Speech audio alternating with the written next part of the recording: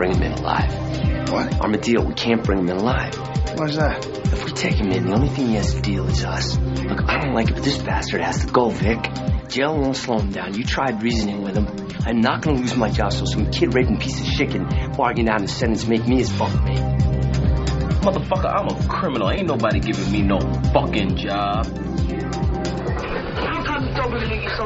do I know, man? Right. Hey, my mom's over there. I'm gonna scream. I'm gonna blow you away, Ted. Hey, that's not real. You've never seen anything so real. You told Doberman you sold that hash, didn't you? I had to. I got busted last month. I never had a chance. Kid who tells on another kid is a dick. Jesus Christ, for God's sake, man. Fucking get away. Don't... Goodbye, Nard. I took you in. Nobody! I showed you how the system works, the value of information, how to get it. This is how you fucking pay me back, you cockroach. I gave you Darien. I gave you your manhood. I gave you everything. You've been one of the great ones, buddy. I look at you, and I see myself.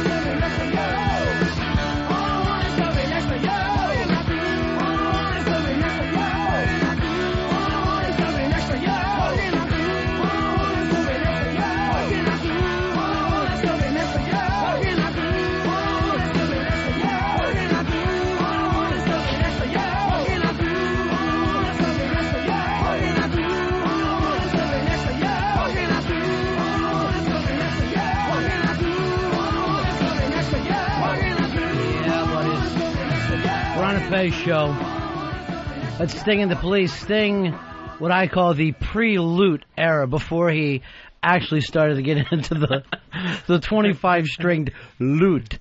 866-RON-0-FEZ, 866-RON-0-FEZ. I'm Ron, there's Fez. Hiya, buddies. You know, I got emails yesterday that I did not introduce you yesterday. Really? I guess we were so excited over the Mr. Perfect, we just dove into the show, and some people said it was a long time. It's been a long time since I haven't said. And here's Fez. Fez. Well, we had to make sure Mr. Perfect gets his props. Yeah, but let's not even start it today. We're going to try to give people just a day off from our gloating, because the people who don't bet with us tend to act like enough. And then the people who do bet with us can't hear about it enough. All right, 866-RON-0-FEZ, 866-RON-0-FEZ. Mr. Perfect always tries to... By the way, Mr. Perfect, Black Girl Douglas, is in the house today. Hello, everybody. He always tries to have a little theme thing, and that's why you open with the police. Now, yesterday, Fez, it was just about at the end of the show. Remember how I had to take off out of here? Right. I found out my brother was going to be in town for just a couple hours. My brother, who I just brought up on the show yesterday, he used to be in the Coast Guard, and he was the guy who used to drive that 44-footer boat up in Eureka, California, that would literally flip over in the waves. So now he's out of the Coast Guard, and he's kind of working as a safety officer for this tugboat company. Was in New York just for a couple hours up from Florida for this insurance meeting. And it was right around the corner. I actually left here and went around the corner to like 55th and Broadway. I met up with him. So I'm like, okay, you're only going to be here for a couple hours. We'll go out to dinner. I'm walking down. I get a call from Mr. Perfect. I have a phone that's just me and Earl in case he gets any thoughts at all about, football betting. So he goes, do you want to go see this screening for a guide to recognizing your saints? Who did you get the call from, Earl? I got the call from Lauren and Emily over at Don and Daniels PR. Which they're really great. We use them for a lot of stuff. And we had Chaz Palminteri on the show, so I had already seen the screening first.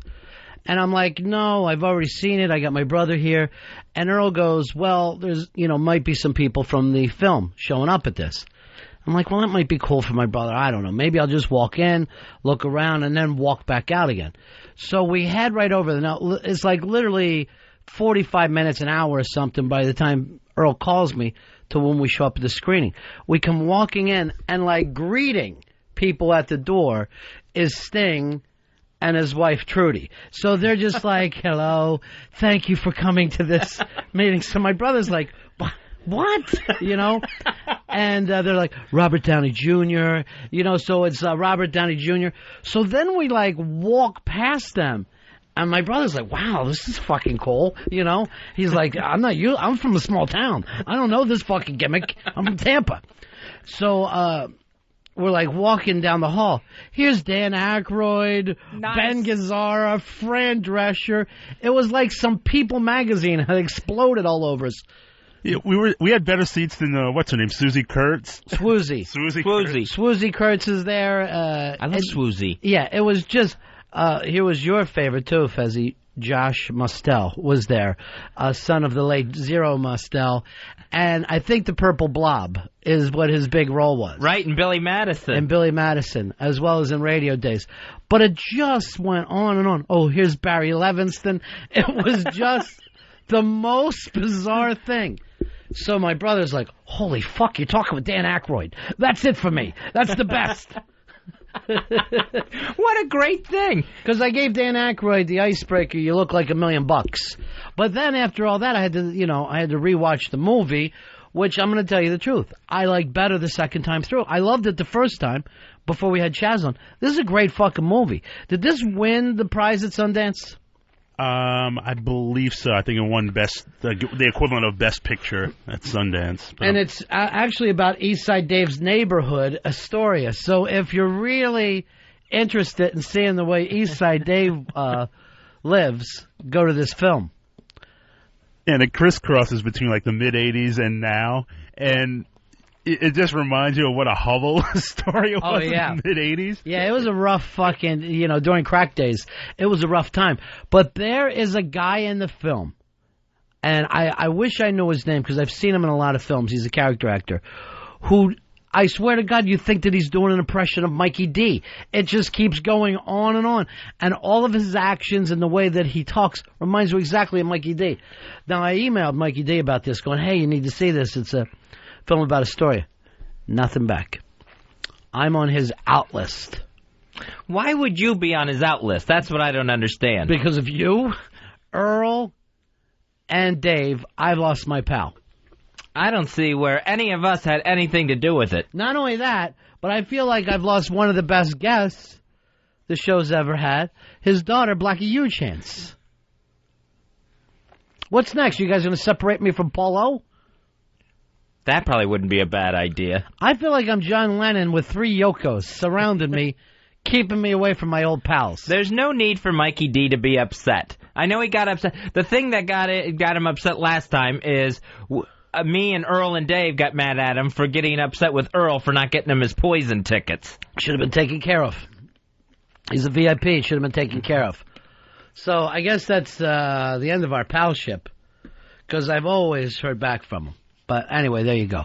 But thanks to those folks again. Say their names, Earl. Laurie and Emily over at Donna Daniels PR. They really hooked us up well. Well, it was nice, but you know what would have been nice is like some little treats. You know what I mean? I'm like, while I'm sitting there, I would have liked a little, candy or some popcorn or something to enjoy the film. That would have worked. I don't know why they don't have refreshments at more screenings. My brother's like this. No, they never do. Yeah. They never do. You gotta you gotta bag, lunch it. But, my brother's like this. Oh, man, what was that line you had to Dan Aykroyd? I go, hey, Danny, you look like $1 million. He's going, oh. Like it was my first time ever. He's like, I was fucking perfect. Oh, Jesus. As far as your brother knows, those calls are coming into you every day. A Guide to Recognizing Your Saints won the special jury prize for Best Ensemble Performance. Good flick. I never get called for that jury duty. Well, you know nothing about film. Oh. You would probably get called for jury duty for the Slammies, the wrestling awards. I wish. Now, I got emails, too, about people saying that you were Kurt with Eric Bischoff, but that started at the beginning of Week, I believe. Oh, yeah. Yeah, I was not myself when we were talking to Eric Bischoff from the WWE. How you feeling now? So far, so good. Maintaining this morning. No tears, huh? So far, we're 3-0 on Tuesday. So all good. Here's Tony. Tony, you're on Ron and Fez. Hey, what's going on, guys? Yeah. Hey, speaking of Astoria back in the 80s, I have a client who used to purchase crystal meth from a certain big-nose actor who won an Oscar. A big nose? Oh, yeah. I know who you're talking about. He's from Astoria. Yeah, he is from Astoria, and he looks like a meth head.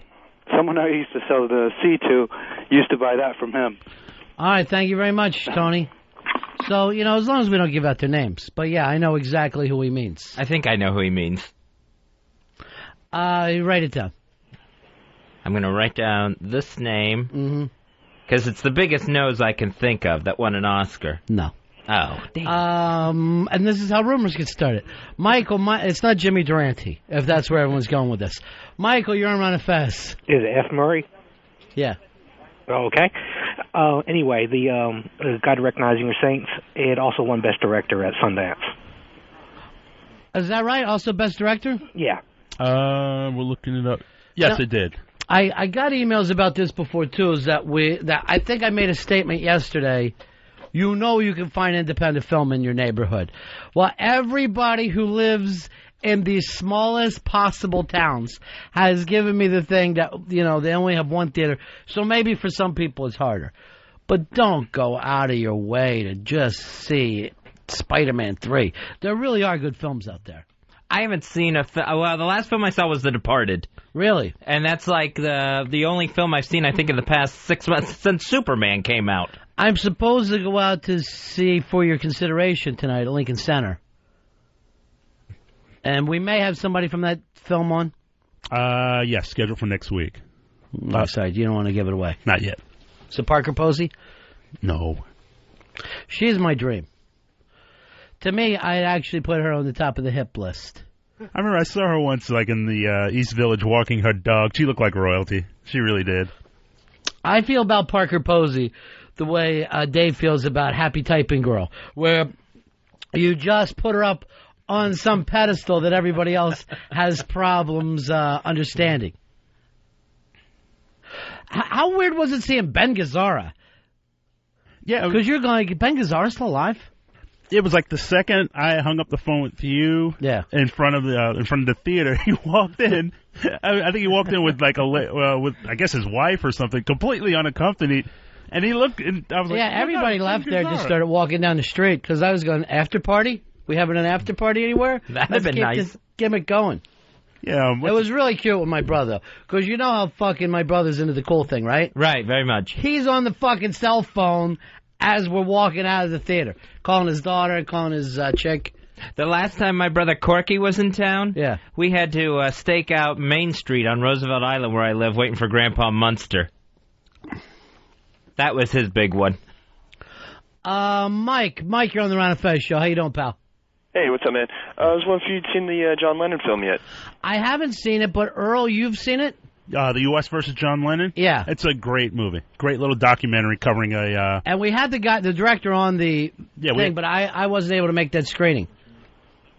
Yeah, it's very similar to if you remember the Robert Evans documentary, it's made in that same style, and it covers this 10-year period of, by the time he went through the whole thing with all the Jesus freaks to his deportation hearing. The other day, a beautiful day in the park, I'm walking through Central Park with my chick, and there's like a group coming on the other side, and the guy stops in the group, and he's like, hey, can you tell us where to find Strawberry Fields? And we were like, 50 yards away, 25 yards away. And I always get to pull this line. I go, well, let me take you down because I'm going to Strawberry Fields. And then they all laugh like it's some big witty thing off the top of my head.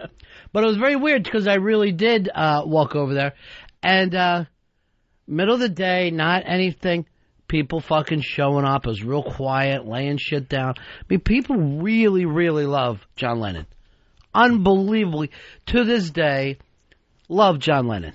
You can go by that Imagine mosaic, and there's always someone there, someone playing guitar. I mean, there was people just like he was buried there, though. People just come up and sit there, and then you would see, like, parents talking to their kids, and it just, like, trying to explain to them who John Lennon is. I'm like, God damn, it's been a really long time for that effect that he still has on people, which is really fucking cool. 26 years now. I'm wondering, 26 years after you're dead, Fez, are people going to be stopping out on Roosevelt Island? The Fez mosaic. Laying Xanax down on some little... Fezzy takes a Xanax yesterday and doesn't tell me. So for an entire show, he's disheveled and a beat behind until finally he starts crying at the end of the show and admits. So I'm like, we have our little after show talk, and I go like this. Hey, if anyone takes a pill, let's tell the other guys. That way we'll all know if somebody else needs to slow it down a little bit. I appreciate you directing that to the group and not singling me out. I like to do that whenever I have problems. Like, I'll go like this. If any of you fuckers get your red hair all over this board again, I'm going to kill you. And that way, nobody feels like it's them in particular. So I'm Xanax-free this morning. Okay, good.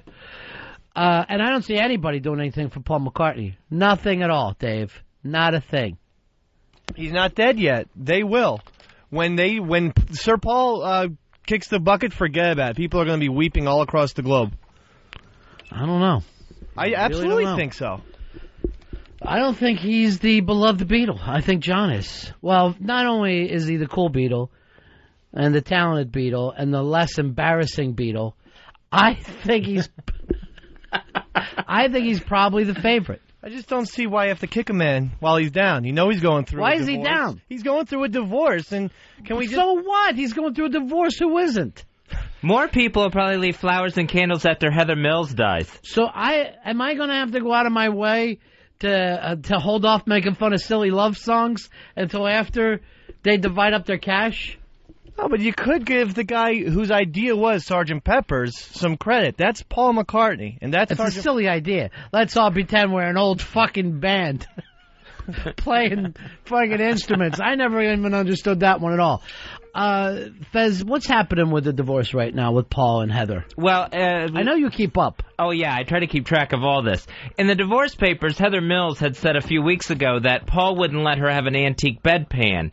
And in the nighttime, when she has to go to the restroom, she doesn't have time to hook up her leg.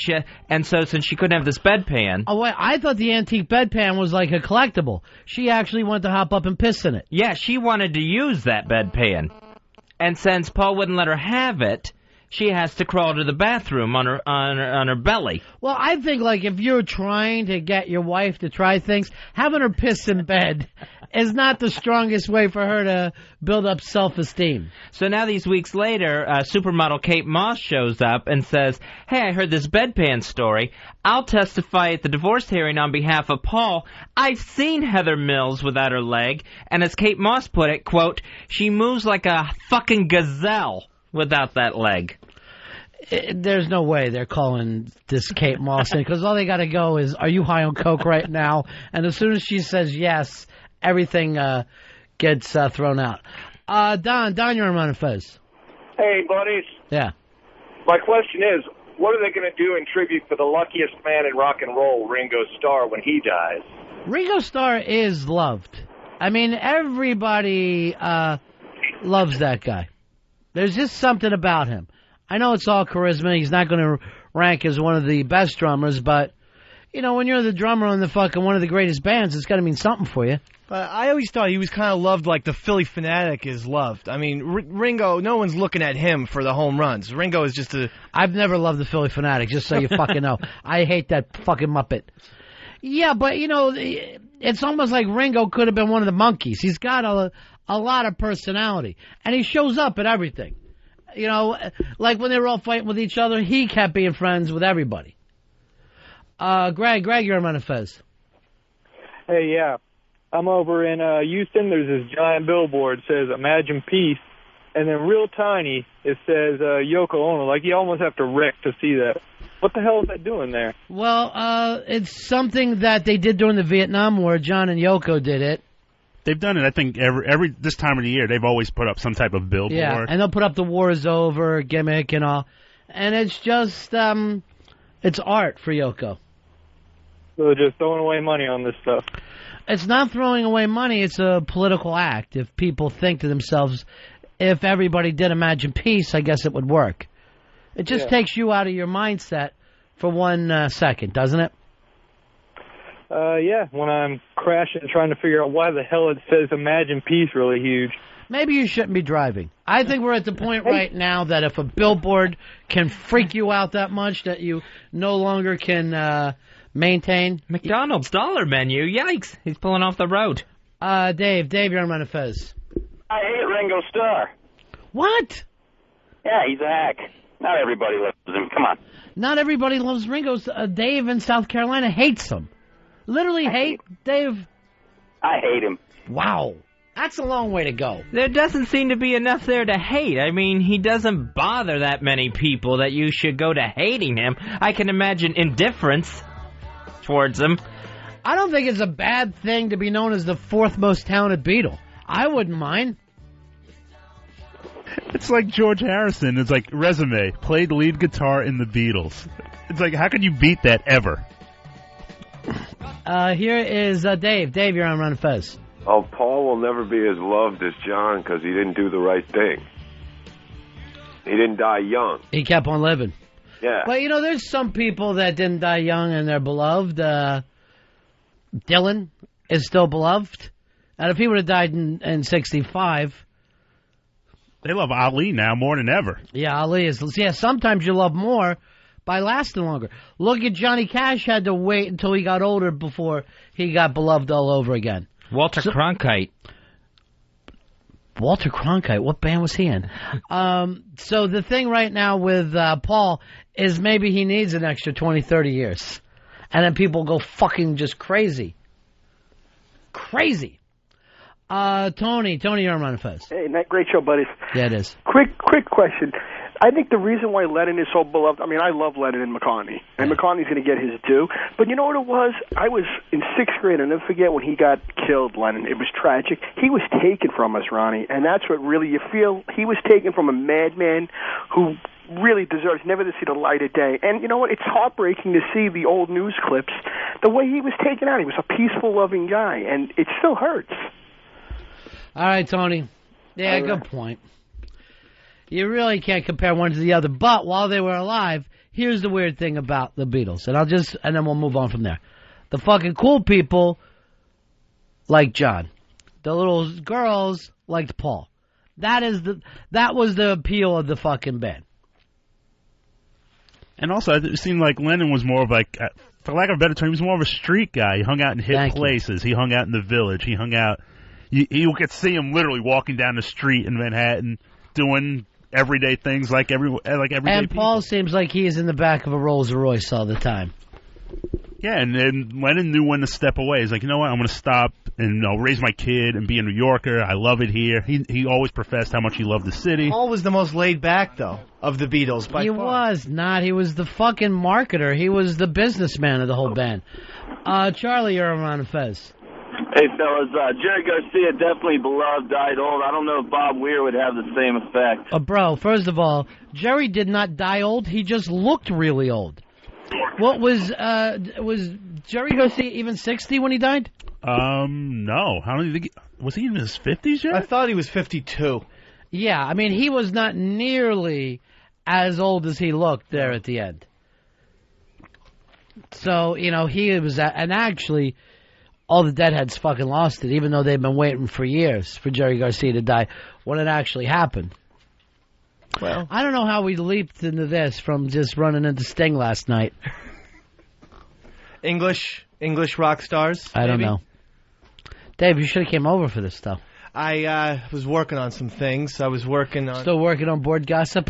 I had a couple promos, too, I had to do. Oh, yeah, you're doing the promo for Fez's drinking show? Yeah. All right, do you have that done? Yes, I do. I have 3 of them done, Mr. B. Have you heard this yet, Fez? I have not checked these out yet. So this is about you drinking on Friday, which I'm still going against, but I guess people want you to drink and you want to drink, but... If it happens, during the can. After the last 3 days, I don't know, I've been thrown off by it. Especially if you're taking Xanax. All right, don't take Xanax that day. All right, let's hear the promo. He's back. I'm feeling so good, big man. This Friday, November 10th, Drinking Fez returns to the Ron and Fez show. And we're gonna want it all! Be there for the return of Drinking Fez. I will do it, you know me! Which Fez will show up? Happy Drunk Fez? From Tampa Bay, Florida! Or Sad Drunk Fez? And you never, ever got me 1 ounce of slack! This Friday, November 10th, Drinking Fez returns to the Ron and Fez show. I want another car bomb. Bring it on! Boy, not surprised that guy had a heart attack. I like the fact that you had Crazy Jen do her old man voice. That was me. No. Yeah. You're wow. Crazy Jen? Yeah, no. That was amazing. We both have red hair, but no. Yeah. That was the scary one. I thought a few different vibes and feels for him. I don't like any of them. All right, want to hear another one? Sure. All right, let's just go blow out all of them. One after another.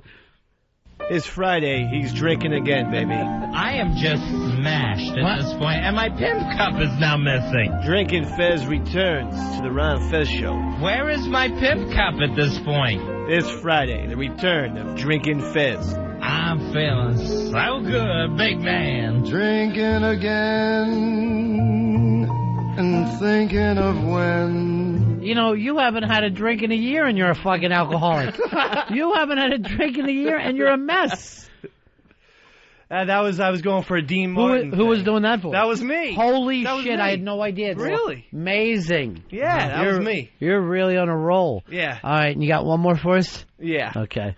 I've been everywhere. He's been everywhere, and this Friday, Drinking Fez returns to the Ron and Fez show. I have partied at the University of West Florida, Pensacola, Florida. I have partied at Mardi Gras, New Orleans, Louisiana. I have been there at Guavaween, Tampa, Florida. I've been on Long Island with Rory Hampton and have walked that mile. I have spent St. Patrick's Day where? In New York City.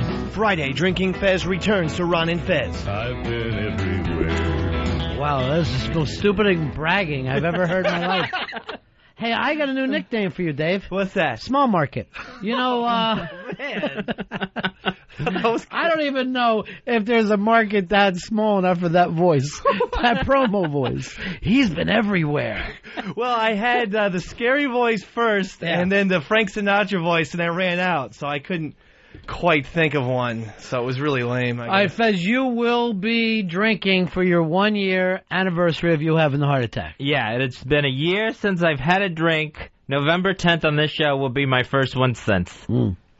That's going to be good. Or frightening. I don't know. It's going to be quite interesting, though. But do it in your promo voice. Hey, James, you're on Ron and Fez. Hey, buddies. Hey, buddy. Hey, just wanted to chime in on the great debate. Who's better, Paul or John? Of course, they're both geniuses, no question. Well, one of them is. Paul, in fact, did write 7 more #1 singles than did John. So what does that fucking mean? Then you're saying KC and the Sunshine Band is better than Pink Floyd? Is that where the fucking gimmick goes here? No, but it is fair numbers because they're both in the same band. So if they're both in the same band... No, these are not fucking fair things. One of them is poppier and the other one's a fucking genius. One of them wrote A Fucking Day in the Life and the other one wrote Silly Love Songs. Wait, Helter Skelter? How about Helter Skelter? How about it? It caused the Manson murders. So that's a good thing? No, but what I'm saying is it's one of the darkest things rock and roll's ever experienced. Only because of Manson. Now you're acting like Manson is the best person. But I mean, if you Beatles. think about it, Paul's like yin and yang, because yes, he can write a nice song like Blackbird and then write a dark song like Helter Skelter. Who can do that? Paul McCartney and probably Linda. Dan, you're on Ron and Fez.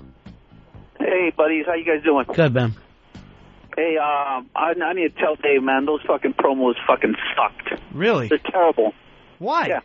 Why, though? They're all mellow. It doesn't even sound like you're having some kind of fun. Yeah, there's no reason to listen to this upcoming show. Fez's part is great. He's drunk and a wreck, but you're just some guy laying back doing nothing.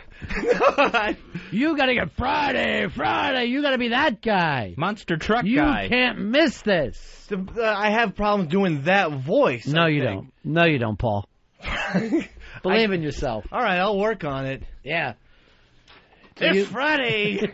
It's Friday. Come on down. It's Fez Wiley Drinking Show 2006. All right, we're not doing this in Arkansas. We're doing it in New York. Well, that was the best I could give. I don't know, but I'll think of something. You miss another big party tonight and do that. Yeah, I guess so. So you actually worked rather than going to that screening. I had to. And you know all those people are going to be there. I did know that. I'm going to give you £1 then. Because I had to be here. Yeah. I was here till Your mind must have been on the party the whole time you made those promos. You did work. I was here till about 10 o'clock. And that's why you came up with those creepy. Wow. Those are masterpieces. Will, you're on Ron and Fez. Hey, does that genius Dave know that Helter Skelter is about an amusement park slide in England? Did Charles Manson not use that as the basis for But his that's murders? what fucking Sissy Boy meant it to be about going down a sliding board. Maybe he did, maybe he didn't. Maybe the amusement park was a metaphor. Ever think of it like that? Charles Manson did, and look what happened. Murders in 1968, baby. It was in 1968. A dark day in the late 60s sometime. I thought it was 68. 69, right? Did it happen right after Altamont? It was August of 69. Thank you. Good thing we have Earl here. Mr. Perfect. Thank you, Earl. Todd, you're on Ron and Fez. Yeah, I was just going to say, I was going to listen to the show Friday. I was pretty excited, but after the promos, not so much. I don't think I'm going to tune in. You know who I want to start doing promos for us is Brian Atteen. Mr. Stanley Kubrick. He is the most beautifully trained actor of our era. Let's just play the early part of the Brian Atteen from YouTube. Good day, Mr. Kubrick. My name is Brian Atteen. I am a 20-year-old from the Theater Center of the Juilliard School, perhaps the finest acting institution in the world. I say that not as a statement of conceit, but humbly as a simple fact. You will view many different faces, see many people, some faces more attractive than mine, others not quite as attractive. You will find in me the finest actor in the lot, the most beautifully trained, the most capable. I like to think of myself as a young Alec Guinness. Since I'm paying a great deal to say whatever I like to... Now let's hear the young Alec Guinness act. I ain't gonna walk again. I ain't gonna walk again. I ain't gonna walk again. Now, this guy on YouTube, Brian Ateen, I guess these things got to be like, what, 30 years old almost? 28 years old? Yeah. Something like that. They came out like, in the, I guess, earlier. Early 80s. Early 80s sometimes. 84. So at least 25 years old. Well, the film came out in 84, right? Well, his cue card said Brian Ateen, 84. No, it didn't. It said 64. That was the year he was born. But there was another thing. There was another date on it. But it came out in 87, but I think it took like 5 years to make and finish the movie. Remember, he says in the thing, I'm 20 years old. And he was born in 64. And he goes, Mr. Kubrick, I'm 20 years old. And so he said what? All right, now, Earl tried to book him on the show, and he called you back, Earl? Yeah, he called me back, left me a phone message, and there's no doubt in the world that this is this guy. All right, how long is the phone message going? It's under a minute. All right, let's take a listen. Hey, Earl, this is Brian Ateen calling, and I am returning your call from yesterday. You are calling me about the Stanley Kubrick audition, and a lot of people are calling me about that. I don't know the Ron and Fez show. I don't have satellite radio. I am rather an analog guy in a digital world. My first reaction is I won't cooperate. I am going to post my own response to this, really amazing thing that's happened.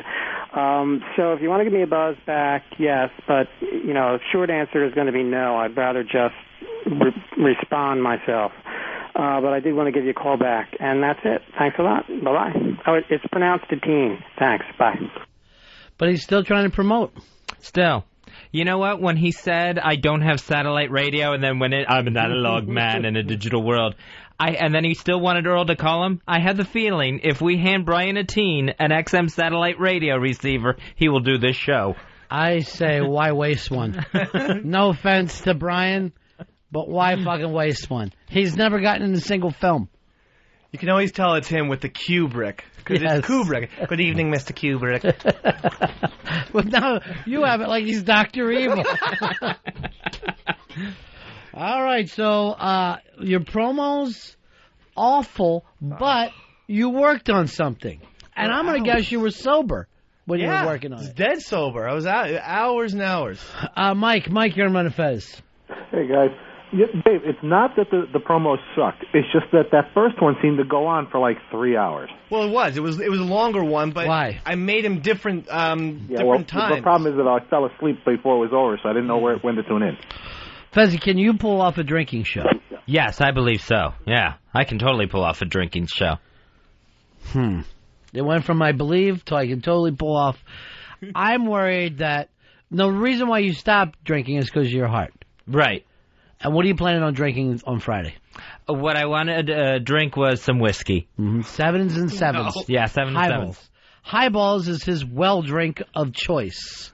That's the problem. What's that? You're jumping in like to the pool, and it's way too shallow. I mean, you can't go in. Would be too deep. Well, you shouldn't. So you're saying he's going to break his neck, not drown, but break his neck. Well, the thing is, I mean, it would seem more reasonable. And Fez wants to do it. That's great, but it would seem more reasonable to go back into beer. I mean, this whiskey thing is going to be rough. That's going to be rough. Razzle Dazzle. It's Board Gossip with Eastside Dave. A little gossip, a little chat, a little idle talk of this and that. Shh, everybody, it's Board Gossip time with Eastside Dave. Starting off with FBA. The rumor is someone actually paid to be a moderator. I don't want to say who, but here's a hint. Won't you be brother? It's a Big Brother update. Switching over to runandfez.net now. Wait, let Fez and I ask a couple questions. Yes, Mr. B. All right, to be a moderator, what exactly do you have to... You get to run the board a little bit? You get to run the board. You get to ban people. You get to edit even their posts. It's a very esteemed, acclaimed title. And this man had to give a few dollars under the table. How many do you think? I would say upwards of $20. Is that a customary practice to have to pay to be a moderator? I didn't I got my moderatorship for free at FBA.com. I'm shocked. Switching over to RonFez.net now, Rockville Joe has been spotted creating a thread. Welcome to communist RonandFez.net. Joe writes, who would believe that the buddies are proponents of censorship? From now on, keep it positive or they may send the ESD police after us. This columnist thinks that from the sound of Rockville's thread, looks like all's not happy in RonFez.netville. I don't even understand this one. What's he talking about? What he's talking about is apparently at RonFez.net, people feel like their freedom of speech is being because ruined. We said that the guys who picked on the girls should have been picked on themselves. Absolutely, yes. No, we didn't try to stop speech. We want more free speech to attack the attackers. Well, that's not what the gossip team heard. Well, then I want a little more gossip. Let's head over to the land of whackbag. Looks like one whackbagger has a crush on Fez Whatley. Angel Fuck was spotted by the gossip team wearing a T-shirt that says, if Fez liked girls, I'd fuck 'em. Ooh la la, Angel Fuck. Oh, shut up. Back over to RonFez.net, where we've heard that board member Satcam likes to smell his own earwax and mucus. Oh. Talk about dirty laundry. That board gossip just stinks. Let's go to Whackbag, where RMPGP wonders, what does Ron Bennington like to smoke? Word on the street, RMPGP, cigars. How is that gossip? It's good. Let it go. This kid's on a roll. Now it's time for a segment we call Who Could It Be? The radio card craze continues. Started with BAC cards, went over to dick holders. Now one message board is in the midst of creating a pro-Fez card, tentatively titled Fez Allegiance Gang, or Fag Cards. This website, who has created it, continues to be the most positive, special, best, and productive one on the Internet. Oh, this website. Who could it be? This is so bad. Maybe it's great. It's so fucking stupid. Speaking of blind items. No one was. Who said? What RonFez.net married couple was spotted downing cocktails and trading insults at the O&A Halloween party? Hey, I can't tell you. I wouldn't want to get Missy angry. I think I know. And that is today's board gossip. Remember, we're always watching.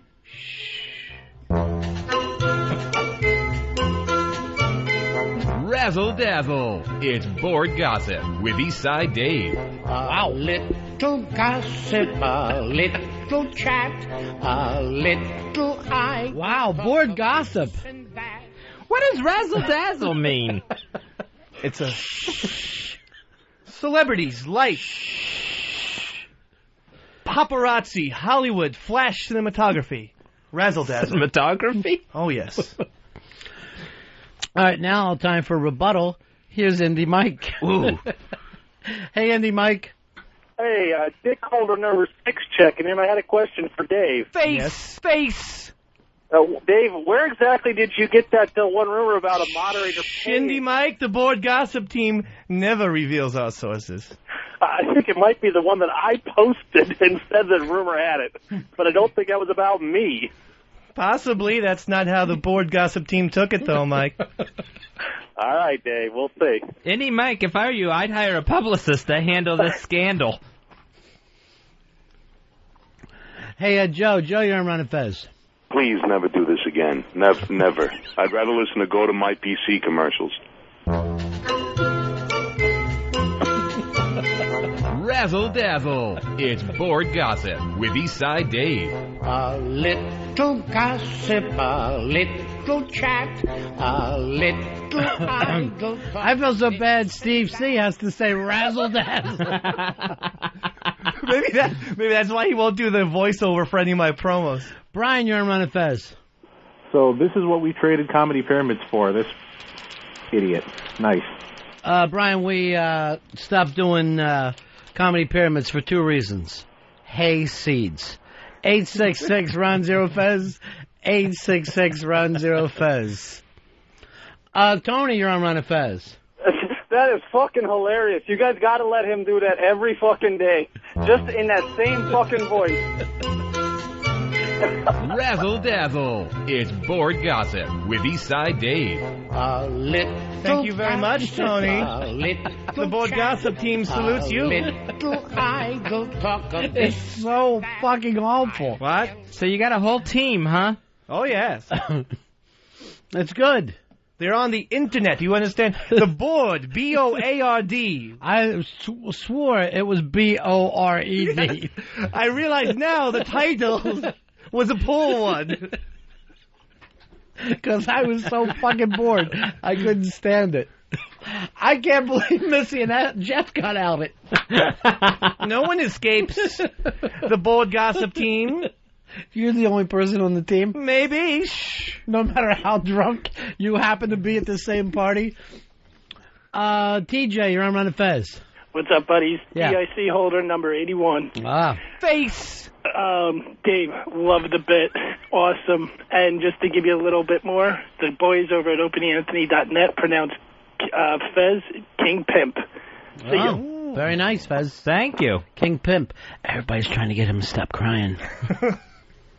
Heard that. Oh, somebody else. Who did I get this? Oh, Milkman Dan said, now we're on the outs with xmfan.com because they did not get brought up as part of the whole thing. So you'll have to add that to Board Gossip. Who the hell are they? I don't know. How do I know? I just go by Milkman Dan. Rumor has it. Mike, you're on Run of Fez. Dickhole, the 201. The Dickholder's Face! Yeah. This is the greatest Eastside Dave I've ever heard and the greatest intro music I've ever heard in my life. Thank you very much. A lot of love for you, Dave. Well, don't thank me. Thank the man of La Mancha. Is that where that's from? Yes. How would you even know it? The Dillette has a way. Should I still be speaking in this voice? Yeah, I want you to do it all the time. Well, the Dillette system has a feature where you can look up songs by the words in them. And I simply looked up a song title that had gossip in them. Please don't ever go back to the old dumb way of talking. Stay this guy. Brian, you're on Ron and Fez. Hey, buddies, what's going on? Yeah. Dave, congratulations on having a funny bit, finally. Wow. Thank you very much, Brian. Alex, you're on Ron and Fez. Hello. I've been listening to you guys for approximately 2 months now. Yeah. I'm calling from Texas, and I just wanted to say this is the first time I've laughed out loud. Wow, finally. Yeah, and It's a Dave? Yeah, just listening to Board Gossip. All right, thank you. This is finally pushing us over the top. Razzle Dazzle. It's Board Gossip with Eastside Dave. A little gossip, a little chat, a little... Word has it that Dave is afraid of angry typing girl and went out of his way to apologize 15 times yesterday for acting like she was doing something she wasn't. Well, Dave can sometimes get misled by the bored people called Flea, who told him she's quite angry, and apparently it was all a big ruse on Dave and the Board Gossip team. Flea is the one who dimed out? Yes, he is. And then I sent her a couple apologies. Why the fear? 6. Why the fear? She's very powerful. I don't understand how you can be powerful on a board. She has lots of ways, and she has lots of people who like her, and there's a physical safety thing in there. What could she do? She could put a bounty on me, I think. She's got a very strong personality. Fez, I think you need pal talk. It's something for you to do at night. Because you're not leaving the house, and we're trying to get you to have friends. You sit in front of your computer and have friends. I don't want the camera on me. Why not? I don't know. I don't care for that. Wear a mask. Wear a Planet of the Apes mask and just sit there all night. And don't you have to be naked? Yeah, but I plan to get Pal Talk at least for Christmas, and if you got it, that would be great. We could talk every night. Hey, look at this, Fez. I have a TV guide. Just showing me stuff in his room. I could be cool. I could show you my Fez shrine. You'd never have to come over to the apartment to see. Earl, you ought to do it so we can see all our stolen albums for over the years. I'd love to see what Earl's apartment looks like. It'll be a CD surrounded by a bed surrounded by CDs. That's Is all. That what you are? Yeah, it's CDs. It's like you're fucking sleeping in the music room at NEW. He's sleeping in the music director's office. The funny part is my laptop's sitting on a box. I have no furniture in the place. It's awful. Well, you've only been there for 10 years. You just moved in. What the hell? He doesn't like to commit. Cheap. You staying at your apartment, Dave? Yes. You're not going to leave? Because I know that you were going to for fucking too loud, even though you were alone. Yeah, that's happening, and also the fact that my shower randomly changes water temperature really, really quick and, like, extreme is why I may move. But if that doesn't happen, then I'll stay in Astoria. Wow, there's nothing worse than the bad shower situation. Do you know what I mean? Though, like, it'll be lukewarm water, and I'll be there, and then just all of a sudden, randomly, piping hot water. Yeah. And recently I decided I'm going to combat them because my landlord is upstairs, and I just scream from the top of my lungs just to annoy them. So every time it changes, you just hear... And then I can't imagine. You must, for these people, it must be like living with a fucking ghost. You're pale, you fucking howl in the middle of the night. So every time I take a shower, they hear that until they fucking fix it. I've been asking it to them for 3 months. You think the screaming's gonna work? Who knows whether the shower will be big? I can't wait for tomorrow's board gossip. Now I bet all the people on all the sites try to fucking be very nervous about it, though. Oh, yes. Well, the board gossip team has our ways of finding out information. Hopefully certain couples will keep it down when they're out in public. Once again, board gossip would like to apologize to Angry Typing Girl. We are afraid of you. Fucking puss. Well, I have to be politically correct. Fez, this was just sent to us when we were talking about celebrity stuff. This is the top 10 celebrity autograph. Now, have you ever gotten an autograph from anybody, Fez? Yeah, I've gotten autographs from wrestlers. I used to do that a lot. Ric Flair being the crown jewel in my wrestler collection. I'm trying to think. I don't think I've ever gotten an autograph from anybody. How about you, Dave? Got Ron Guidry on a bottle of Ron Guidry steak sauce. And fucking starving. We get any steak sauce? And tried to get Jeff Goldblum, but of course he did the infamous X thing. Fucker. He did. What exactly did he do? So hard. What exactly did he do to you? I was 12. They were filming a movie called Fathers and Sons in Spring Lake, New Jersey. Never even heard of this film. It's a piece of shit. And I went to see it. We stood outside his trailer, and he comes out, and I say, "Can I have an autograph on a little napkin?" And he just writes X and went back in. And if I ever see him, he's a dead man. You hear me, Goldblum? You're dead.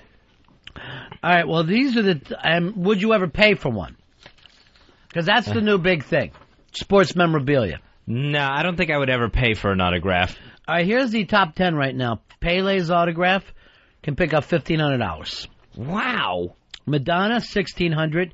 Elizabeth Taylor, $1,800. Russell Crowe, $1,900. Tied with Russell Crowe, J.K. Rowling, $1,900. Paul McCartney, $2,300. Bob Dylan, $2,600. Tiger Woods, $2,800. Number 2, Steve Jobs, or Jobs, the Apple computer guy.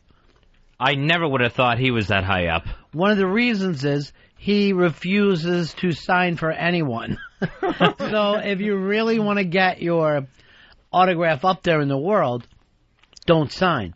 And number 1, same exact thing. This gentleman stopped signing in 1995. Neil Armstrong, $6,500. Wow, for a Neil Armstrong autograph. That seems a little strange. Like, I would have thought Bill Clinton would be in the top 5. I mean, I got a feeling Clinton wouldn't sign for anybody. Probably most of these people don't like to sign autographs. Yeah, I guess not. It is really stupid when you think about it. I want you to write your name on a piece of paper so I can take it back and show your name to people. I used to work for a collectible store, and my brother and I, we were basically autograph hunters for these guys. sometimes the more you sign, the more your value goes down. Right. Well, that's supply and demand. Yeah, that makes. I mean, like sense. Bill Clinton, he does sign. He'll go to these fundraisers and sign anything.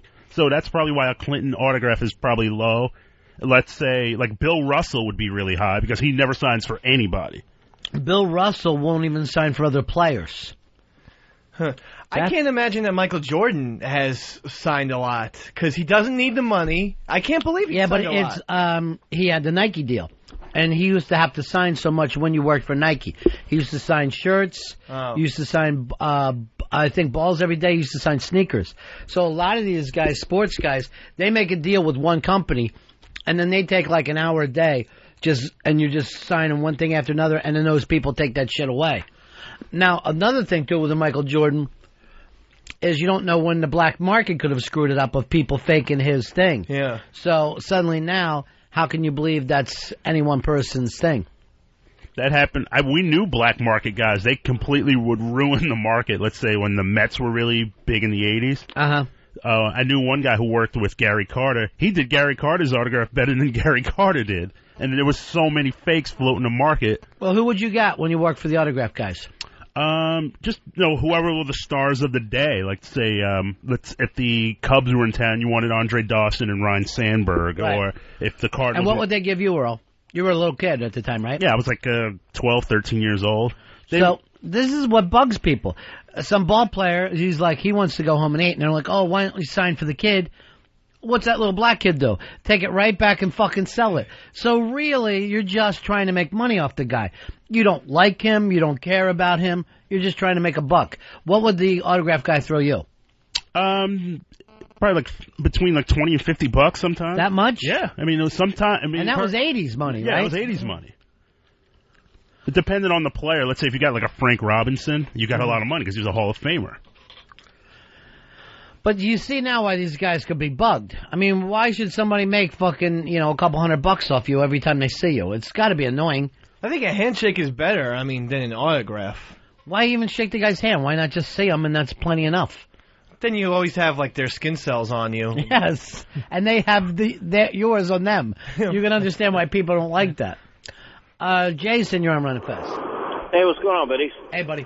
I get autographs just about every few days in my job. I haul cars for mostly athletes, but quite a few actors. I've got Shaquille O'Neal, the game jersey, right after they won last year.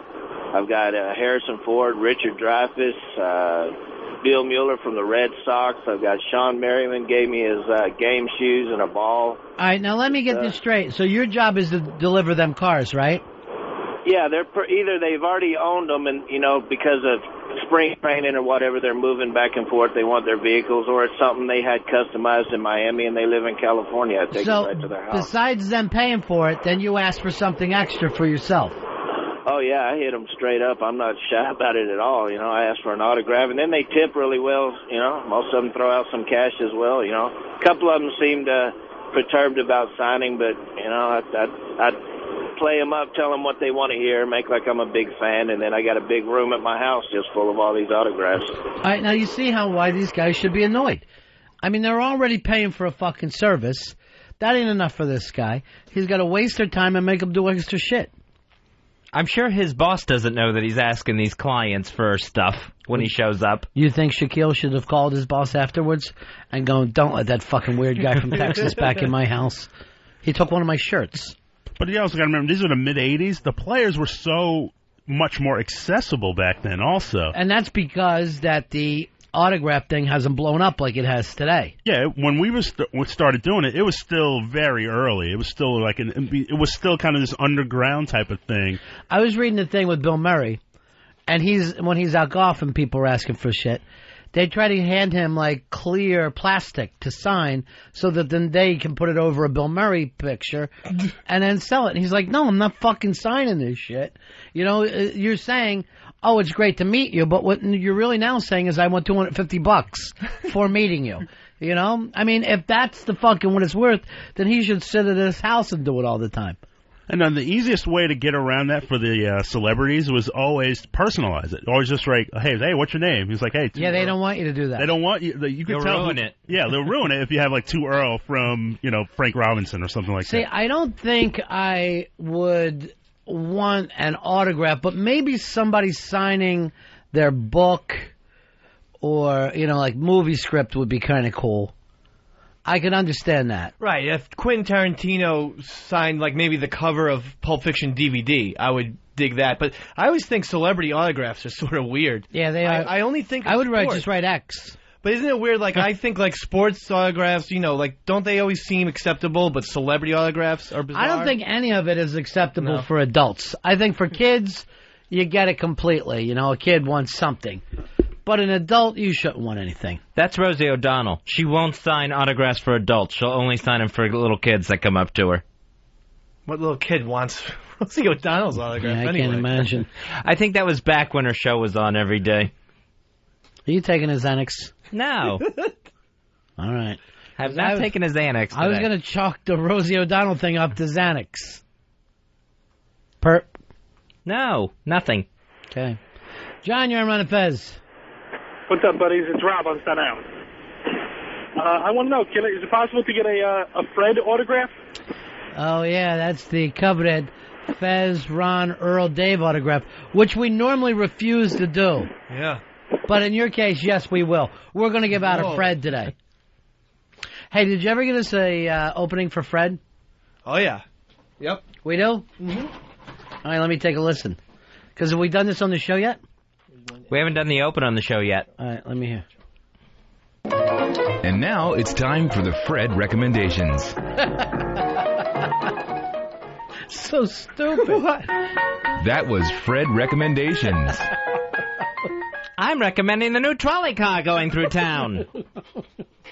Boy, what quick service you get. And all for a nickel. Alky, how you doing, buddy? Well, let me try him again. Irish Alky, how you doing, pal? Hey, buddies. Hey, buddy. You guys remember the Richard Bay show? Sure, WOR. Yeah, Secaucus. Yeah, they were doing a live show in the mall in Jersey City, and I was like 10 years old, and I used to watch the show, and I waited till the show was over, and I went up and asked him for his autograph, and he signed a little business card and threw it in my face. And Dave, I've held on to it all these years, and after hearing your Jeff Goldblum story, I will see him one day put an X on the back of it and shove it up his ass. Wow. Richard Bay was great. He was the really poor man's Morton Downey Jr., remember? Remember he tried to do Stern's show after Stern left OR? He tried to do the exact same show. It was terrible. And he just wasn't Stern. All right, thanks, Alky. All right, love you, Fezzy. Thank you. Oh, that's nice. See that, Fez? That is nice. I love to hear the stories of the people that admire someone so much they want to get their signature, and as soon as they get an X or a bad experience, then that person is on their most hated list. Well, can you blame them? One extreme to the other. But, I mean, the person did something. Oh, yeah.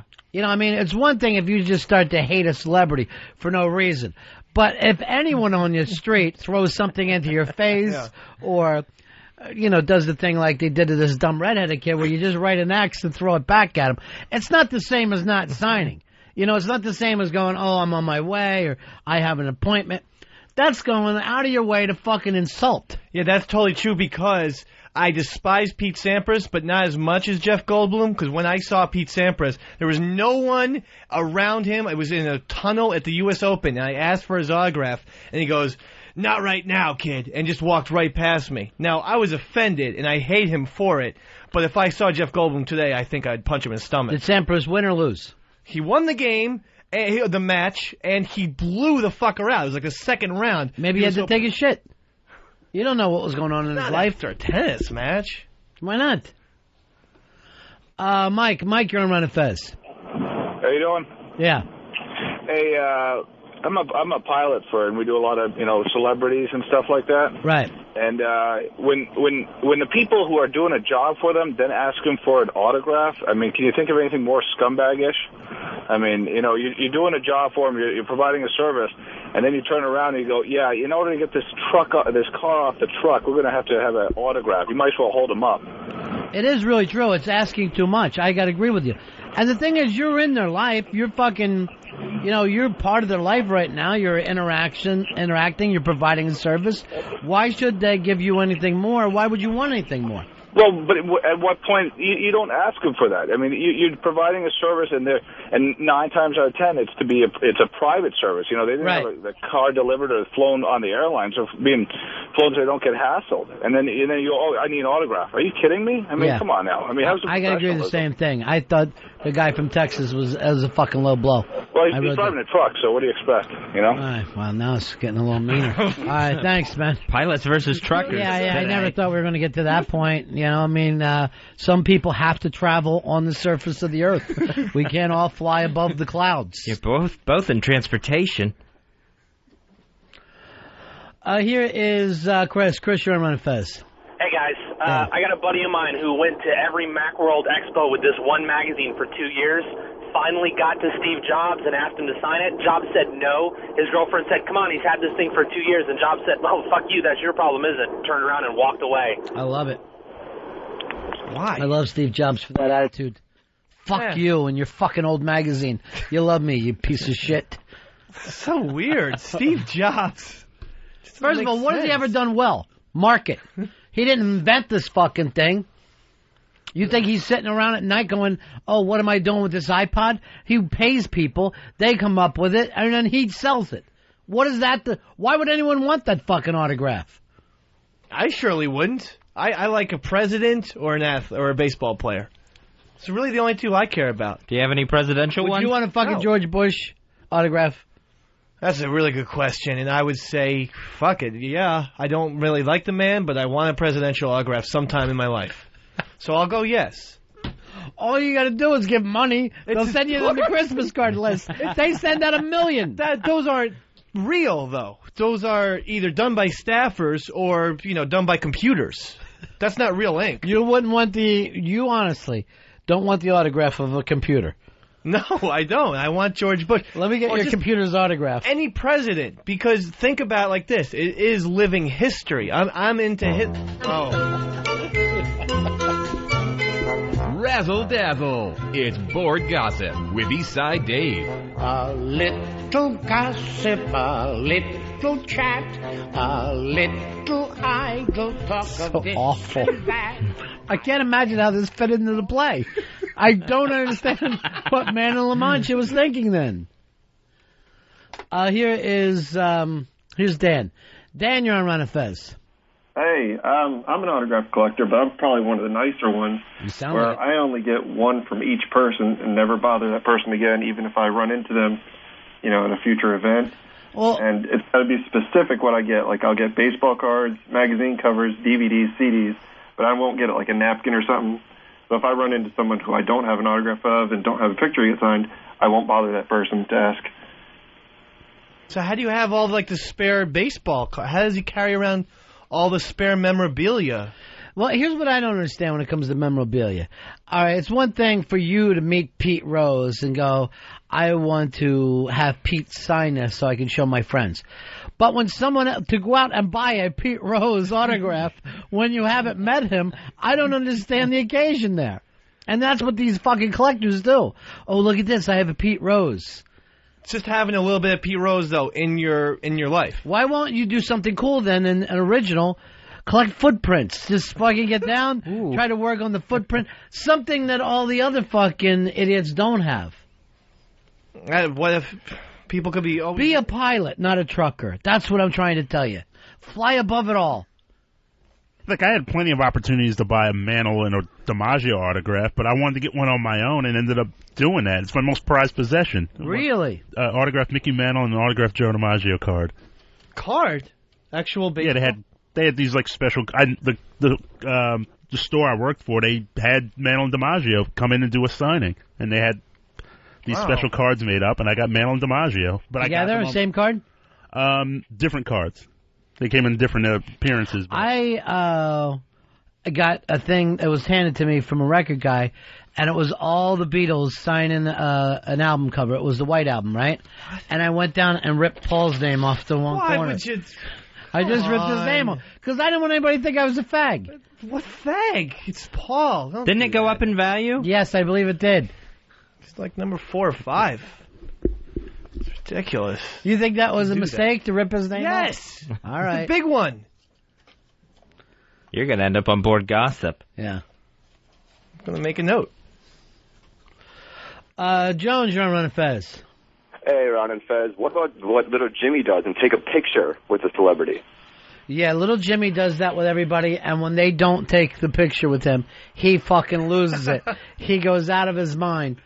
I think that's probably, it makes more sense because it shows you with the celebrity. But let's face it, are you still going to go around and hang that up on the wall? That's fucking ridiculous. What's wrong with having a memory? What is the night that you saw Michael Caine eat next to you, right? Mm-hmm. That's the fucking cool thing. To act like you belong there with Michael Caine. Not to act like you're somehow not worthy and need to prove to people.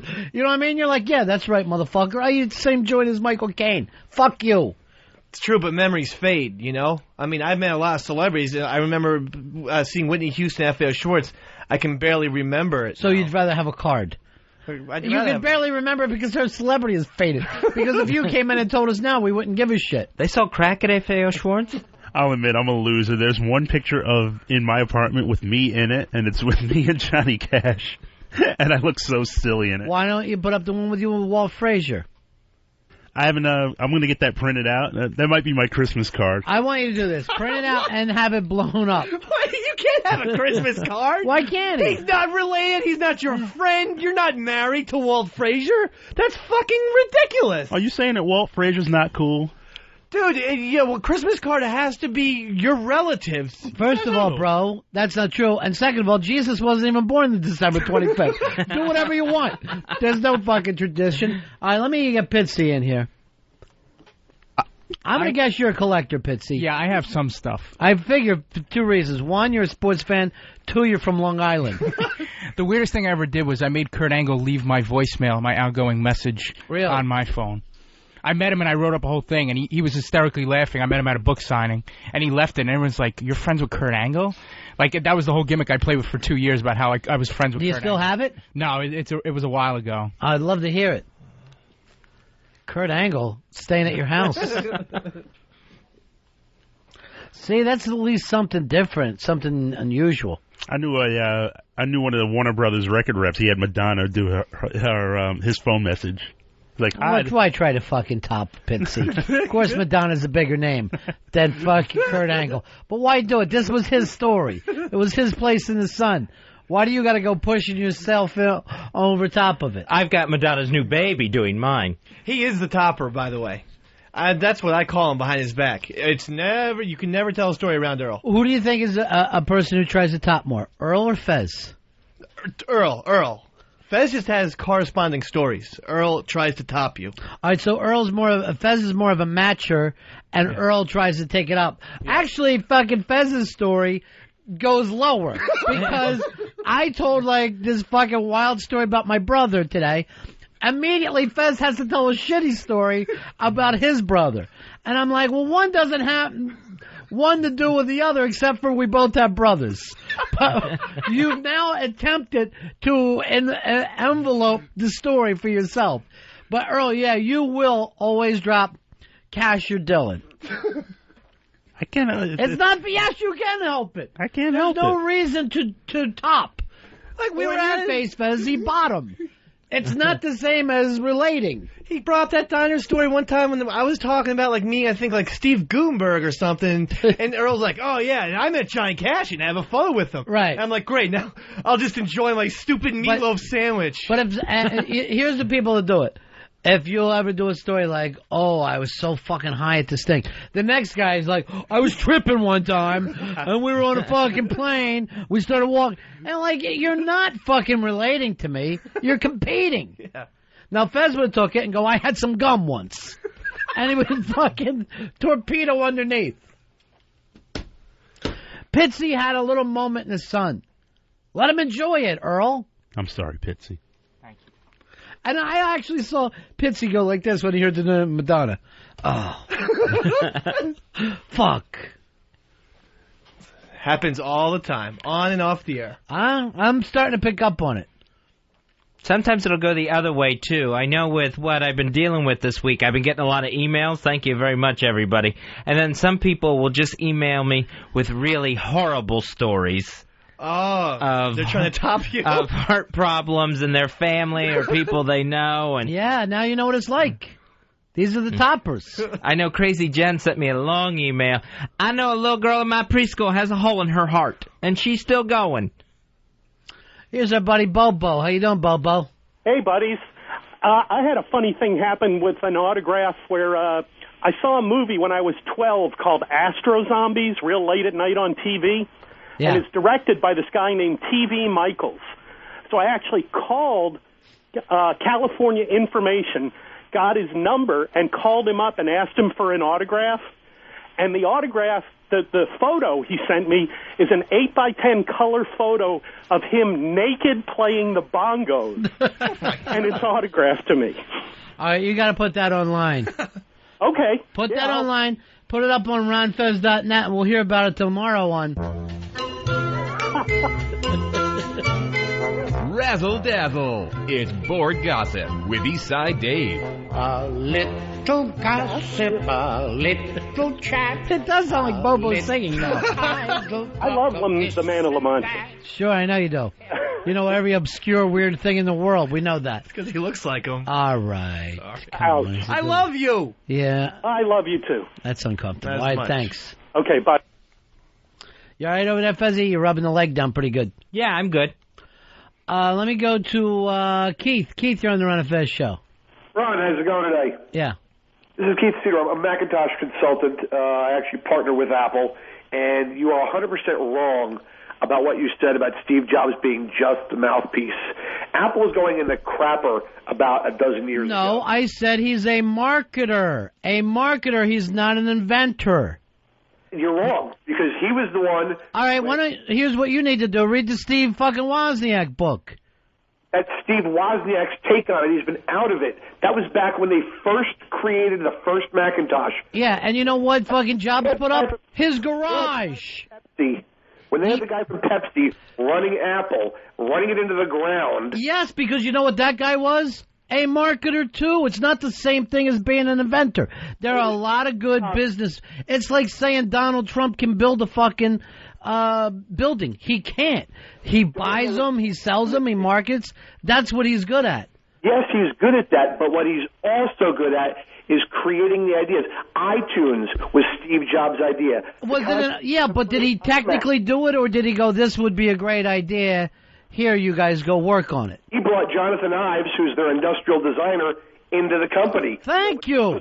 That's not the same thing as being an inventor. That's like going, oh, you know what?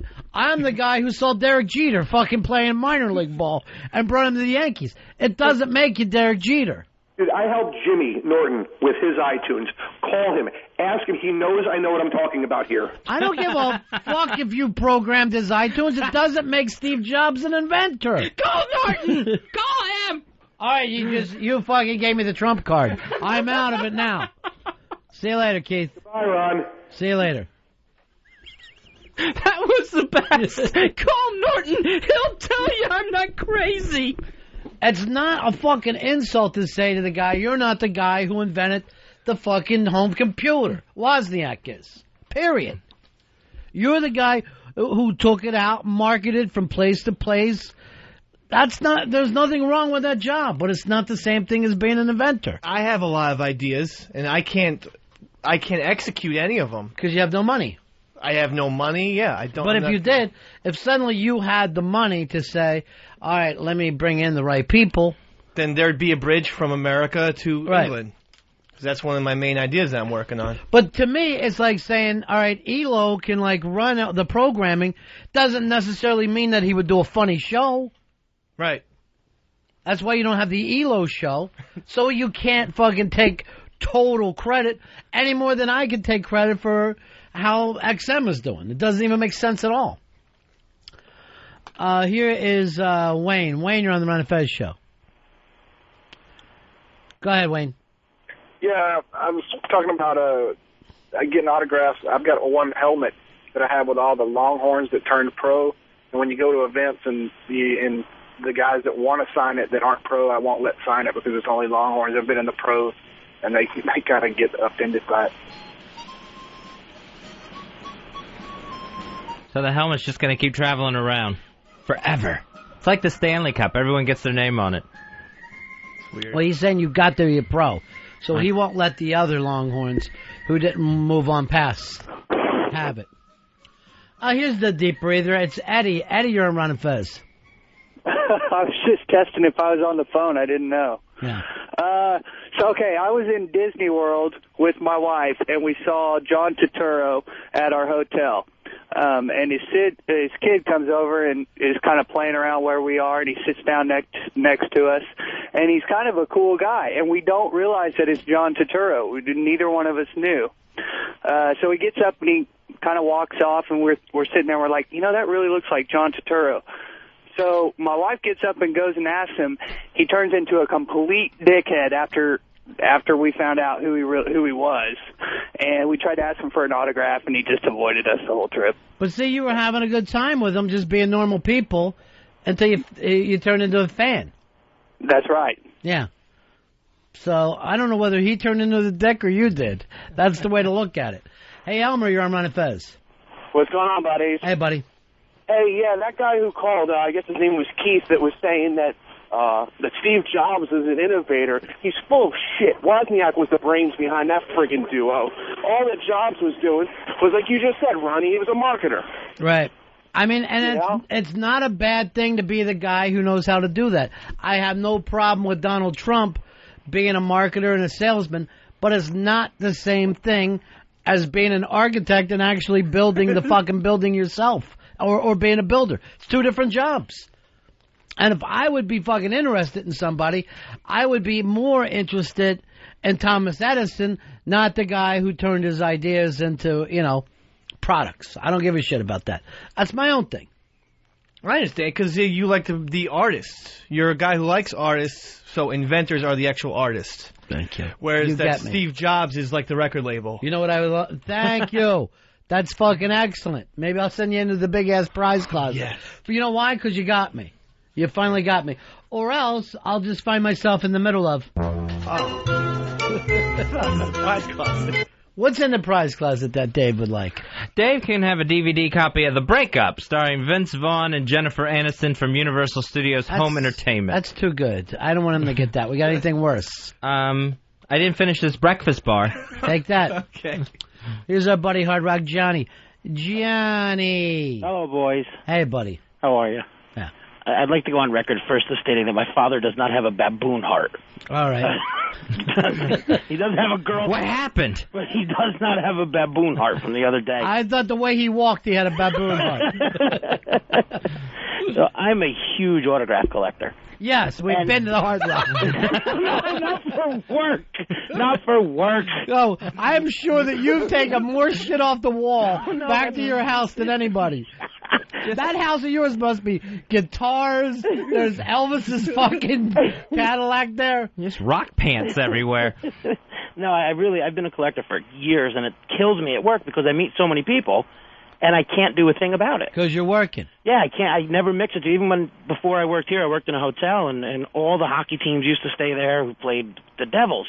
Couldn't get a thing. Right. I got Wayne Gretzky sitting in the lobby. I drive Mike Richter to a game. I can't do a thing, and it just used to kill me. All right, so that guy from Texas who delivers the cars, he's totally wrong to go out of their way and then ask for something, right? I think so. I mean, it's just their personal opinion. I mean, I just... Sometimes guys will leave something for you, I mean, if they know, but it sucks because, I mean, I spend time with these people and you never get them. But when you're providing a service for someone, when you're the restaurateur, when you're working, you're the plumber, you're supposed to be taking care of that person, making that person's experience good. Absolutely. We're all in a service in one way or another to each other at different times of our life. So the thing is, all this guy fucking cares about is his car. Now you're asking him to go up to the closet and grab his old game jersey? It's asking too much. Yeah, it is. And it's, it does. It bothers me. But, one of my best ones that I have a Willie, Mickey, and the Duke ball that I got signed by all of them personally at a Cub Scout dinner years ago that my father paid some money for, and I went, and back in the day before everyone was charging for autographs. Yeah. And so those things, when you do get them, are it's like that prized possession. It's great. I want to see you in a Cub Scout uniform. I was never a Cub Scout. Johnny, your father got the first baboon heart. Fezzy is feeling depressed on the, I can't believe it, but week-long anniversary of his heart attack. I think it's kind of normal, right? Yeah.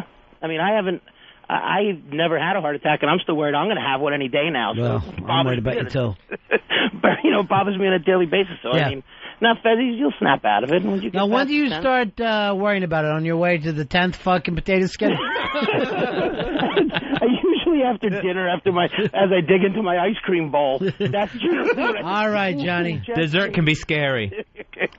Goodbye, boys. I love you, brother, man. Love you too. Bye. Peace.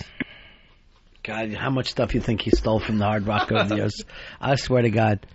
He probably goes home and he's trying on Fleetwood Mac's fucking clothes. He's got a lot of Jim Morrison stuff. That Hard Rock Johnny, I know that. Yeah, I know he does, too. But he's right about the services. I delivered, I just remembered this.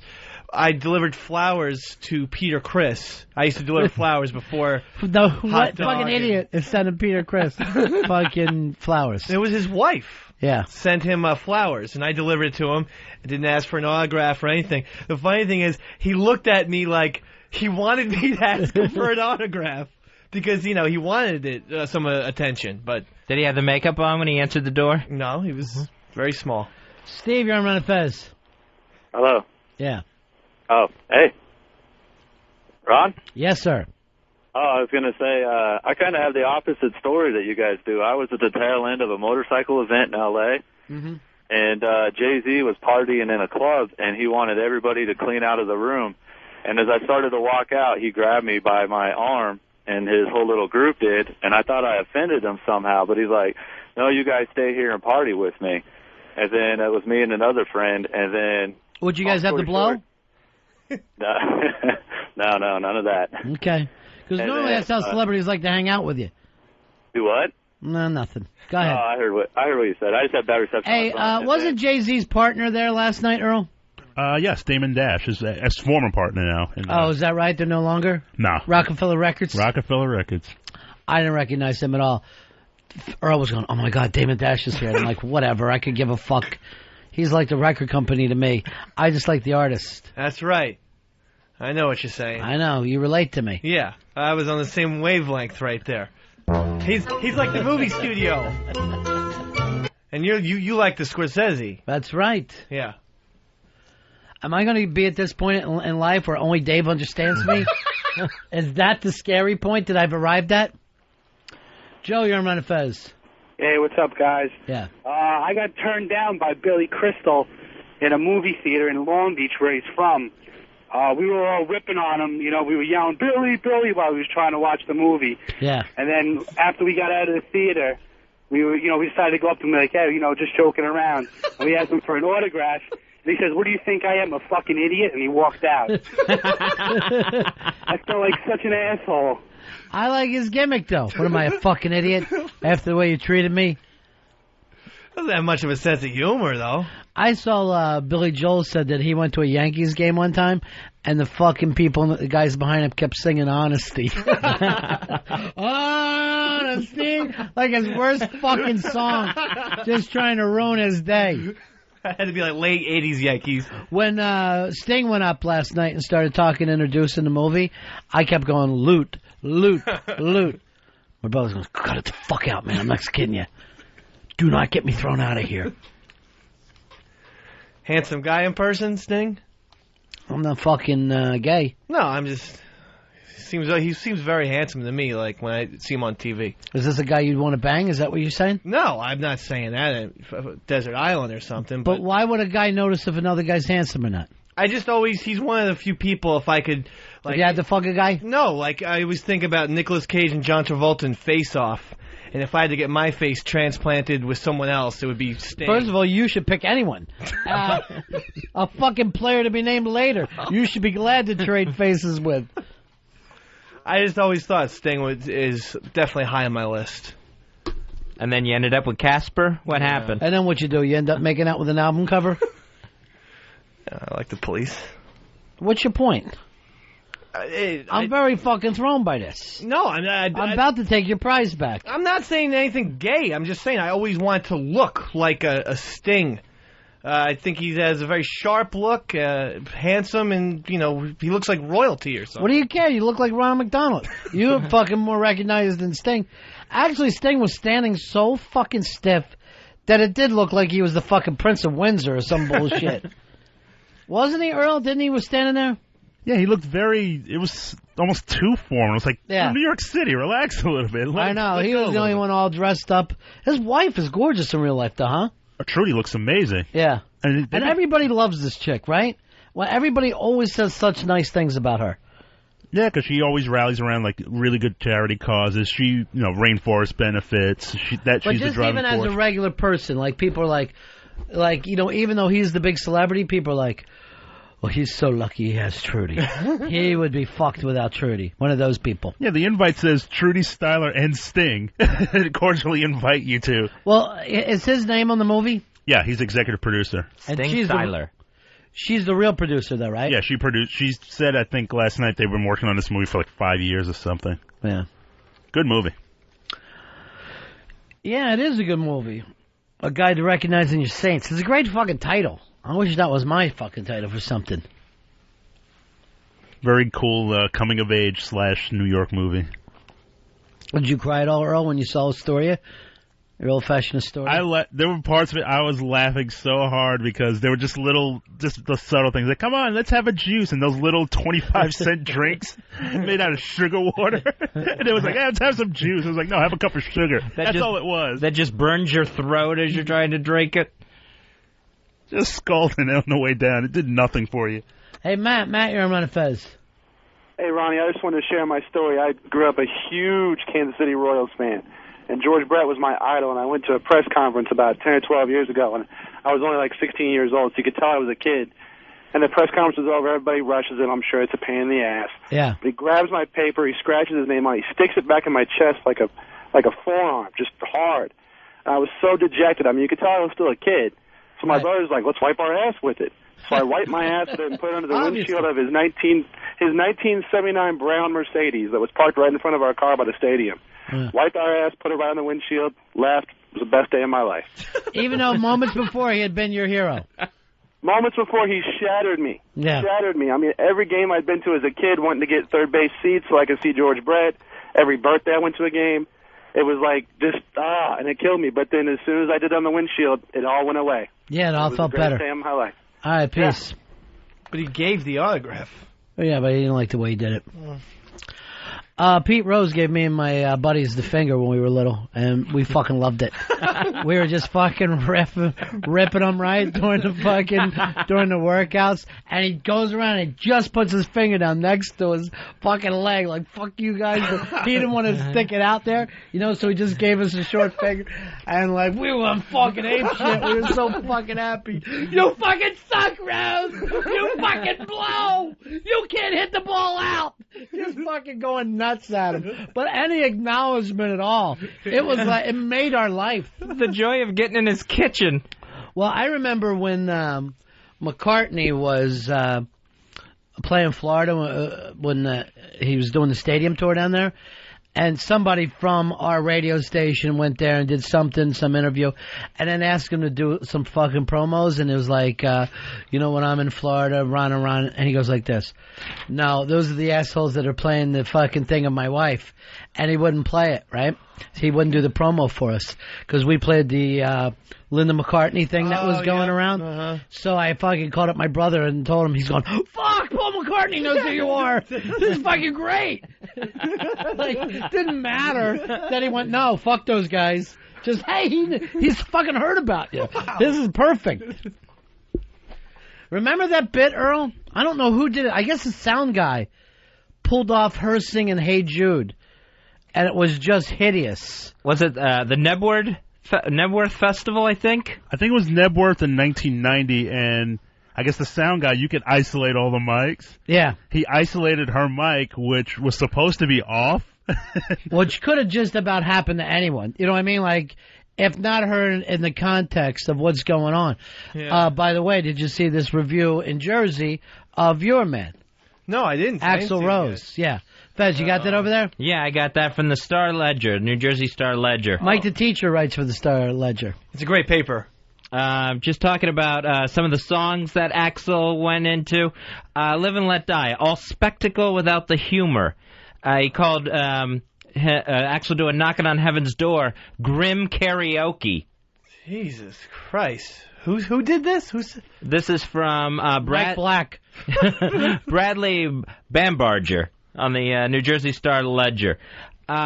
He said, used to love her, but I had to kill her. Sounds like edgy black humor back in the 80s. It just sounds ugly now. Slash was so missed, especially during November Rain, when the guitar solo drizzled rather than stormed. Oh, that's stupid. This is ridiculous. I love this review. No, it's bullshit. Fucking envious, petty bullshit. The years have not been kind to Axl's voice. Here's my favorite. Sweet Child of Mine brought to mind Adam Sandler's Saturday Night Live parody. Shut up. This is whatever. Hey, I get to see him on Friday. I'll judge for myself. Madison Square Garden. Don't even go. I'm going, baby. I don't care. Where did he see the show at? Let's see where this one was at. Probably Continental Airlines Arena. He's playing arenas. And if it's for a Jersey paper, I would assume that. It says the Meadowlands crowd. Did he play the Meadowlands, I guess? Yeah, Continental Airlines is in the Meadowlands. Whatever. That, Ronnie, there's a lot of critics out there who are jealous because they don't have the magic that Axl Rose has. It says his vocals are a mannered mix of squeals and growls now. People get older. Their voices get scratchier. So what? Big deal. Axl Rose's voice is a little scratchier, but it's still fucking cool as hell. He also talked about I guess some of the stuff he did from Chinese Democracy. Yeah, great song. Was awful. That stuff was horrible, he said. I disagree with that because I have him right there on my computer. I think we got him singing Sweet Child of Mine. And I think his voice has gotten weaker over the years. This is him, I guess, live. Okay. Axl Rose. What the fuck is this? This isn't Axl Rose. This is not Axl Rose. Don't screw around. This isn't him.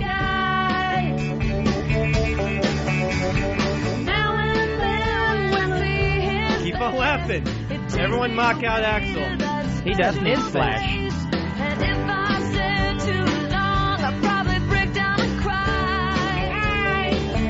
This is not Axl Rose. I know that.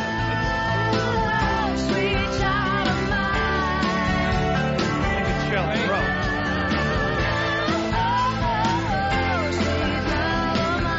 Guns N' Roses live, Madison Square Garden. Bullshit. Band sounds good. No, this is not Guns N' Roses. Good orchestra. Not them, though.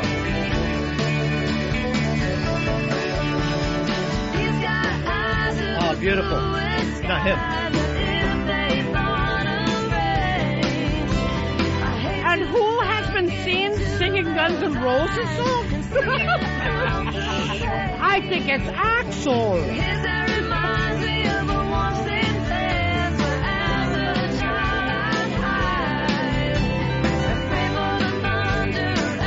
Whoever this is, I don't care for the piano or mandolin. Better. That's the new GNR. Come on, get the frisbee going. No, I'm not. This is bullshit.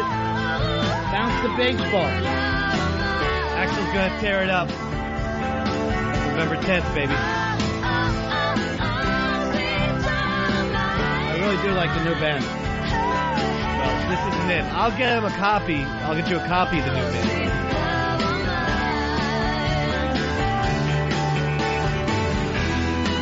Yeah, see, I miss Slash here.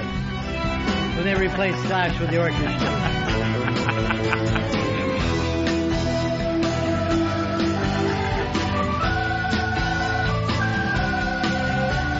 Hey, John, you're on Ron and Fez. Hey, what's up, fellas? Hey, buddy. I don't know if Dee's getting all up in arms, but isn't it known fact that Axl Rose has never had a good live singing voice?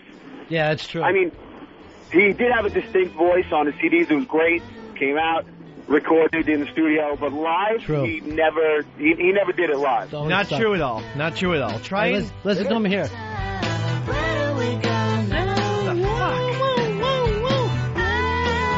This is good. Sucks.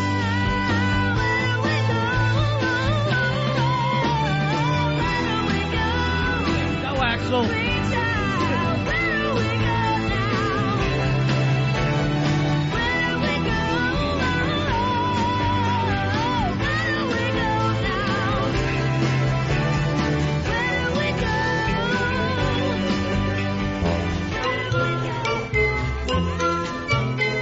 Razzle Dazzle. It's Board Gossip with Eastside Dave. A little gossip, a little Who got destroyed in the Jersey Star Ledger? talk of this and that. Could it be a Mr. A. Rose?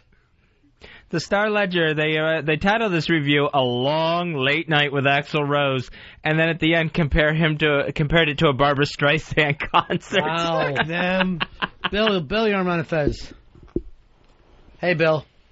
Hey, it's a deal. Hello. Yes, what can we do for you?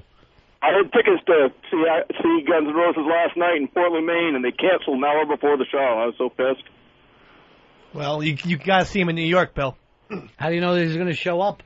He always shows up for New York City shows. This is what he's known for. He loves the Big Apple. Here's Nick the Greek. You're on Ron and Fez. Hey, guys. Yeah. Hey, I got two things. When I was younger, we used to have the Padres do their spring training, and all the players would tell us, "Oh yeah, get some nachos for me, and I'll sign an autograph." I have all Tony Gwynn, Ken Caminetti, all kinds. That's great. But when I was about 5 years old, up in I think it was Santa Monica, we got O.J. Simpson's autograph. That guy had the hugest noggin ever. Thank you very much. Here is Bill. Bill, you're on Ron and Fez. 29-875, my brother. Hey, my brother boy. Hoo-ah! The true genius in Guns N' Roses is Slash. Back, I guess it was about 2 years ago, Velvet Revolver played the Electric Factory in Philadelphia, and as the road crew set up everything, they brought out Slash's top hat. The place went freaking bananas. A standing ovation for a top hat. First time I've ever seen that. Wow. So what? If they brought out Axl's kilt that he wore circa 1992, you'd see just as big a reaction. Hey, Dave, we got audio of Axl. You know he's a big McCartney fan. And yeah. He got him singing Hey Jude. Oh, great. Let's listen to Axl all right. sing a little Hey Jude. That'd be cool.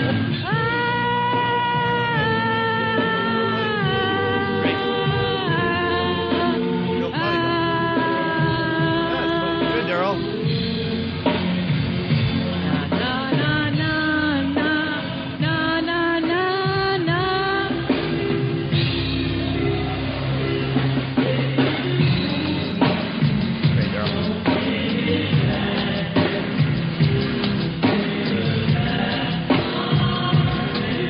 My revenge. So will Axl. If he shows up. Great, Linda McCartney. I believe this was on her deathbed.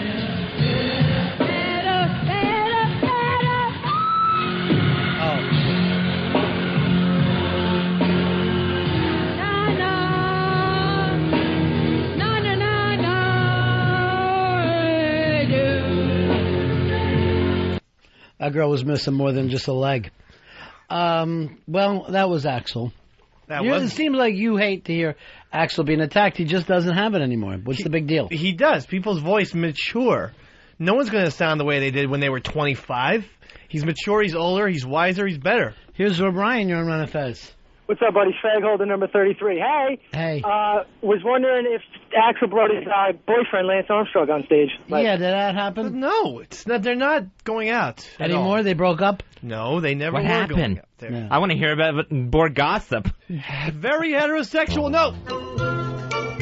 Who has been dating Axl Rose? Razzle Dazzle. It's Board Gossip with Eastside Dave. A little gossip. Who's been biking over there? Chat. A little idle talk. Here's, it's our good buddy and favorite caller. It's the Turtle. Hey, Turtle. Fuck you. Hey, Turtle. Hey, buddy. Hey, buddy. In that audio, Axl Rose sounds almost as queer as Eastside Dave. Go ahead, hang up. Go ahead. Always the same thing, Johnny hit lately. What's that? Johnny hit lately. Gang fire. He's like are you the Crips or the Bloods? Boom, boom, drive-by. Seriously, Turtle is probably my favorite caller right now. Absolutely isn't. You know why? He doesn't spend too much time on the phone. He gets in, says something hysterical, and then he gets out. I don't think they're funny ever. You know, normally when I get a great call like that, I like to go right to break. Ron and Fez show. Ron and Fez, XM 202.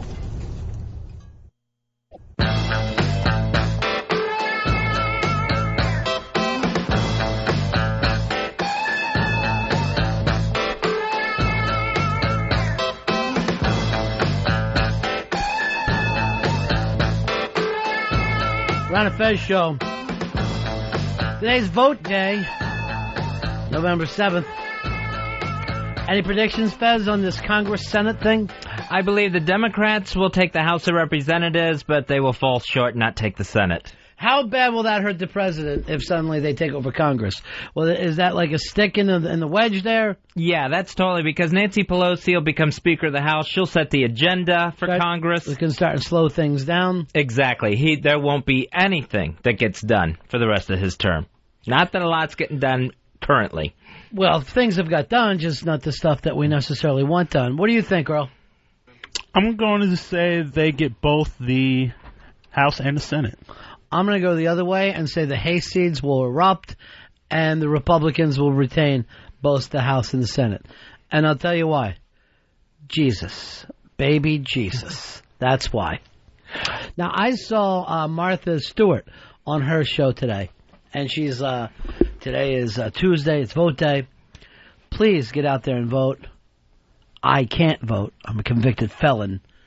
And I have to wait till my parole is over. And I'm like, why can't convicted felons vote? What is the problem there? Yeah, I can understand not letting someone vote if they're still in prison. Why? That makes sense to me. You're still part of everything. What are you going to do? I vote for Louis and sell Block 8? You're not going to fucking be part of things? Let the person vote. Keep them part of society if you can. There's been a big movement, particularly over the last 4 years, for guys who got out of prison to vote because they were like, wait a minute, I'm out of prison, I served my time. Why can't I have my right to vote? Yeah, it doesn't make sense. It doesn't make any sense. You let the person drive again. Why can't they vote? Paul. Paul, you're on the Ron and Fez show. How are you, buddy? Hey, buddies. Ron, I hope you're right. I hope all these good hayseeds come out and set the agenda for the next couple of years again, like we always do. You guys are amazing. I will never underestimate sheep as long as I live from now on, because it actually is a phenomenon. Eric, you're on Ron and Fez. Yeah, hey, buddies. Yeah. Hey, just because you're a convicted felon, once you get off of probation or are released from parole, you can vote again. You regain that right. I was convicted of a felony 15 years ago, and after I was only ineligible for 3 years, and then now I've been able to vote ever since. All right, very cool. Yeah, she said she's got to get off probation before she can vote again. Yeah, once you get off of it, then you can. She'll be ready for 08. She'll get to vote for president, probably. The Federal Reserve System says the use of $2 bills has gone up significantly since the past year. Regis talked about this morning, and you know what reason he gave? No. Immigrants and strippers. $2 bills coming on very strong in a strip club because you don't want to give out $1 like a fucking ham and egger. And immigrants, they don't have any past connection to, I thought it was $1, so it makes it much easier. I can never use any of what I call the gimmick money, the $2 bills or the dollar coins. To me, if I tried to use a $2 bill, it would feel like I'm trying to pass something counterfeit. Well, we're at the point now where coins are actually useless. I would like to round everything, and if you need to, round it up. Because I don't want any coins in my pocket. I want straight paper. It's amazing how fast coins will just pile up. And I'd like to see something bigger than the 100 really catch on. You would think in inflationary days something like that would work, where you would need a bigger bill. I mean, basically anyone carries around now is 20s. Larry, you're on Ron and Fez. Dick Holder 338, buddies. Face. face. All right, Ronnie, you got me really nervous here. Yeah. Earl predicted Democrats are going to take the office. Yeah. If they lose and Republicans go in, is this considered the end of the streak? No. His streak is one thing and one thing only, college football. I'm not going to lie to you, it's the only thing he does well. He knows nothing about music. He doesn't understand movies. I understand. The only thing he ever got from movies is in that film last night. He could almost just see the top of his house. I understand how to make you money. Yeah. Randy, you're on the Ron and Fez show. Big ass 307, buddies. Hey, pal. Yo, whenever I use the MetroCard machines and they give me the dollar coins, it drives me nuts. If I lose a quarter, a dime, a nickel, it's one thing. But if I lose a fucking dollar, it's unbelievable. All right, so your problem is you're not paying attention to coins, and you got a dollar coin. Coin, and you have it, and you lose it for one. You lose a quarter, you get mad, but one thing. But a fucking dollar, just because you put it in your pocket the wrong way? Yeah. For me, I don't want any change at all. I'll throw the change back at everybody. I don't want 75 cents. I don't want 99 cents. It's just annoying. And again, we're at the point now where money is almost old school. Well, we're really just going to have debit cards wherever you go and whip it off and off it goes. You know what I mean? It's not going to be a credit card society because that doesn't make sense. But your debit card will be how much you have in your pocket that day. It's almost like you're going to use your credit card to say to your debit card, all right, here's 50. And that's the only thing that's going to be on that card. Yeah, and there will be no paper money whatsoever. It'll all just be in a bank computer somewhere. None of it will exist. Why do you need it? Doesn't make any sense. It's not real anyway. I mean, money has no value unless we all give it value. With those coin dollars, I always feel like I'm going to hand those out and someone's going to think I gave them a quarter. Then there's going to be an argument. Russ, you're on the Ron and Fez show. Hey, how's it going, boys? Hey, I like using the $2 bills for tips because by the time the novelty of the $2 bills worn off, the guy just hasn't figured out that I just screwed him on a tip. 866 Ron Zero Fez. 866 Ron Zero Fez. K-Fed, he got to play his Webster Hall gig in New York City. There was some... No, I thought that was canceled. There was talks about that one being canceled, but according to one gossip article I read...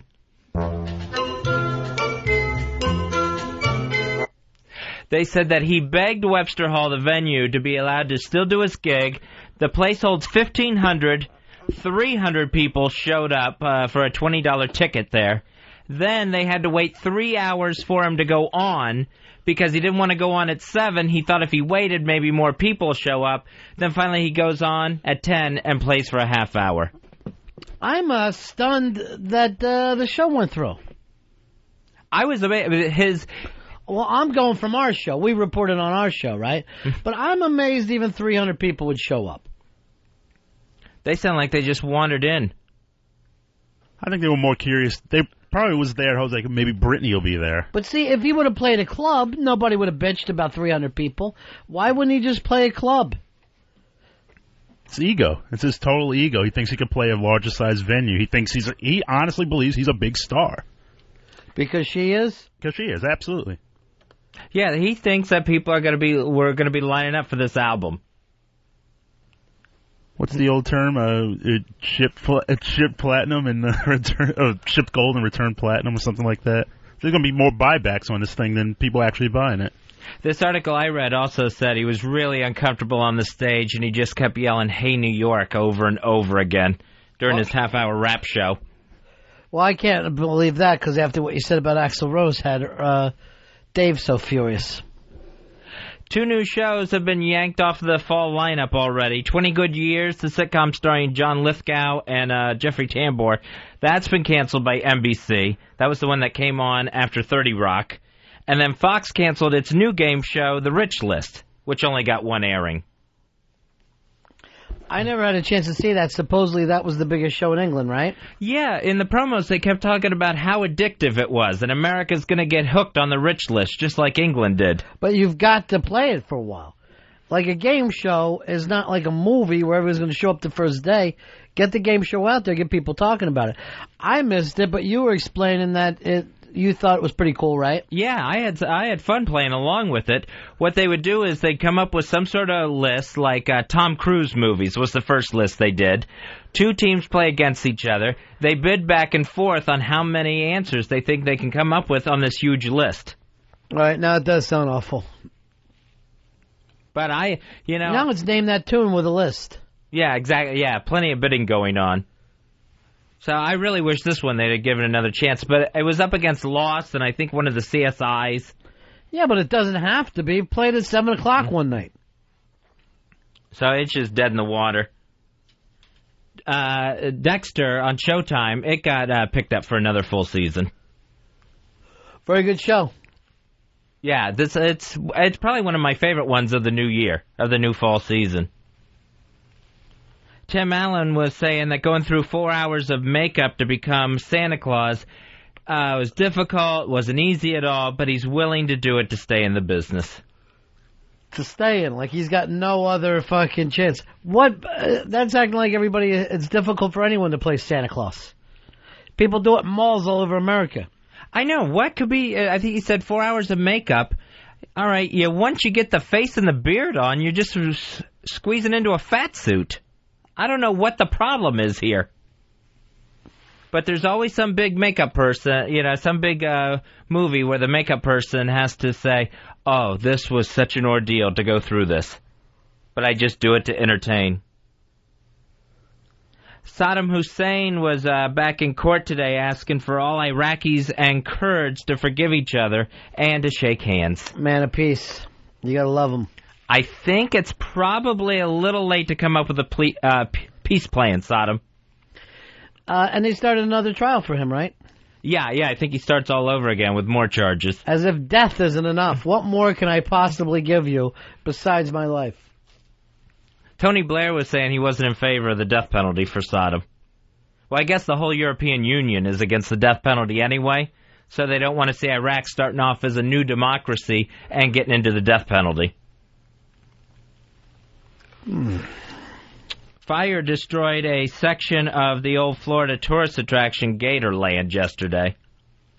They lost the big giant. I guess they lost part of the big giant gator head that you walk into the park in. Any gators catch on fire? I think we lost a couple gators. There's a swimming gator. You see a fucking on fire as it's going by. I think that they lost a couple gators and like 4 pythons, something like that. I always like Gatorland because that wasn't one of those chain tourist attractions. That it was this old place along the road, and just one of those cool, almost like a mom and pop tourist attraction. Yeah, you feel like you've been fucking duped the second you pull into the parking lot. Was it kind of like the old Adventures Inn here in New York, where it was just this kind of, it was like a poor man's like Coney Island or something? Poor man's Coney Island is Coney Island. Well, I mean, Coney Island's like a big mainstay in New York, but I wasn't. Not a lot of rich people hanging around Coney Island. Well, it looks like our money's really working out for us. We're going to ride the cyclone today. The DEA says many pot rings are taking on a new corporate look where customers have their pot delivered to them by well-groomed, professional-looking individuals. Pot rings? Yeah. I've never heard that term before. So I guess it's kind of high class now to have your pot delivered to you. Didn't they have that in New York for a while? You can have for like 10 years. It was a fucking delivery service. Cartoon Network. That used to be stamped on the box. Clever. Sean Diddy Combs feels a change in James Bond is necessary. He says, one day the time will come for a black James Bond, and hopefully I can audition for it. I don't know how good of a James Bond P. Diddy would make. Has any James Bond been good for 30 years anyway?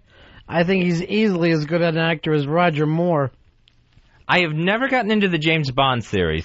That's never been a movie series that I've hooked into. Star Trek, Star Wars, yeah, I've been into all that, but never the James Bond. Scientists have discovered that the common pigeon actually has an astonishingly good long-term memory, and that the birds in general are actually quite intelligent. It's true. One time a pigeon, remember, I fucked it over for $35. I don't know. I guess shitting has nothing to do with intelligence. Because they will just crap all over their own stuff and sit right back in it, a pigeon. Very good point. How smart can you be? You can't come up with a toilet. Yeah, and, people always chase pigeons away. They come back to right to where they got chased from. I don't really see the pigeons being all that smart.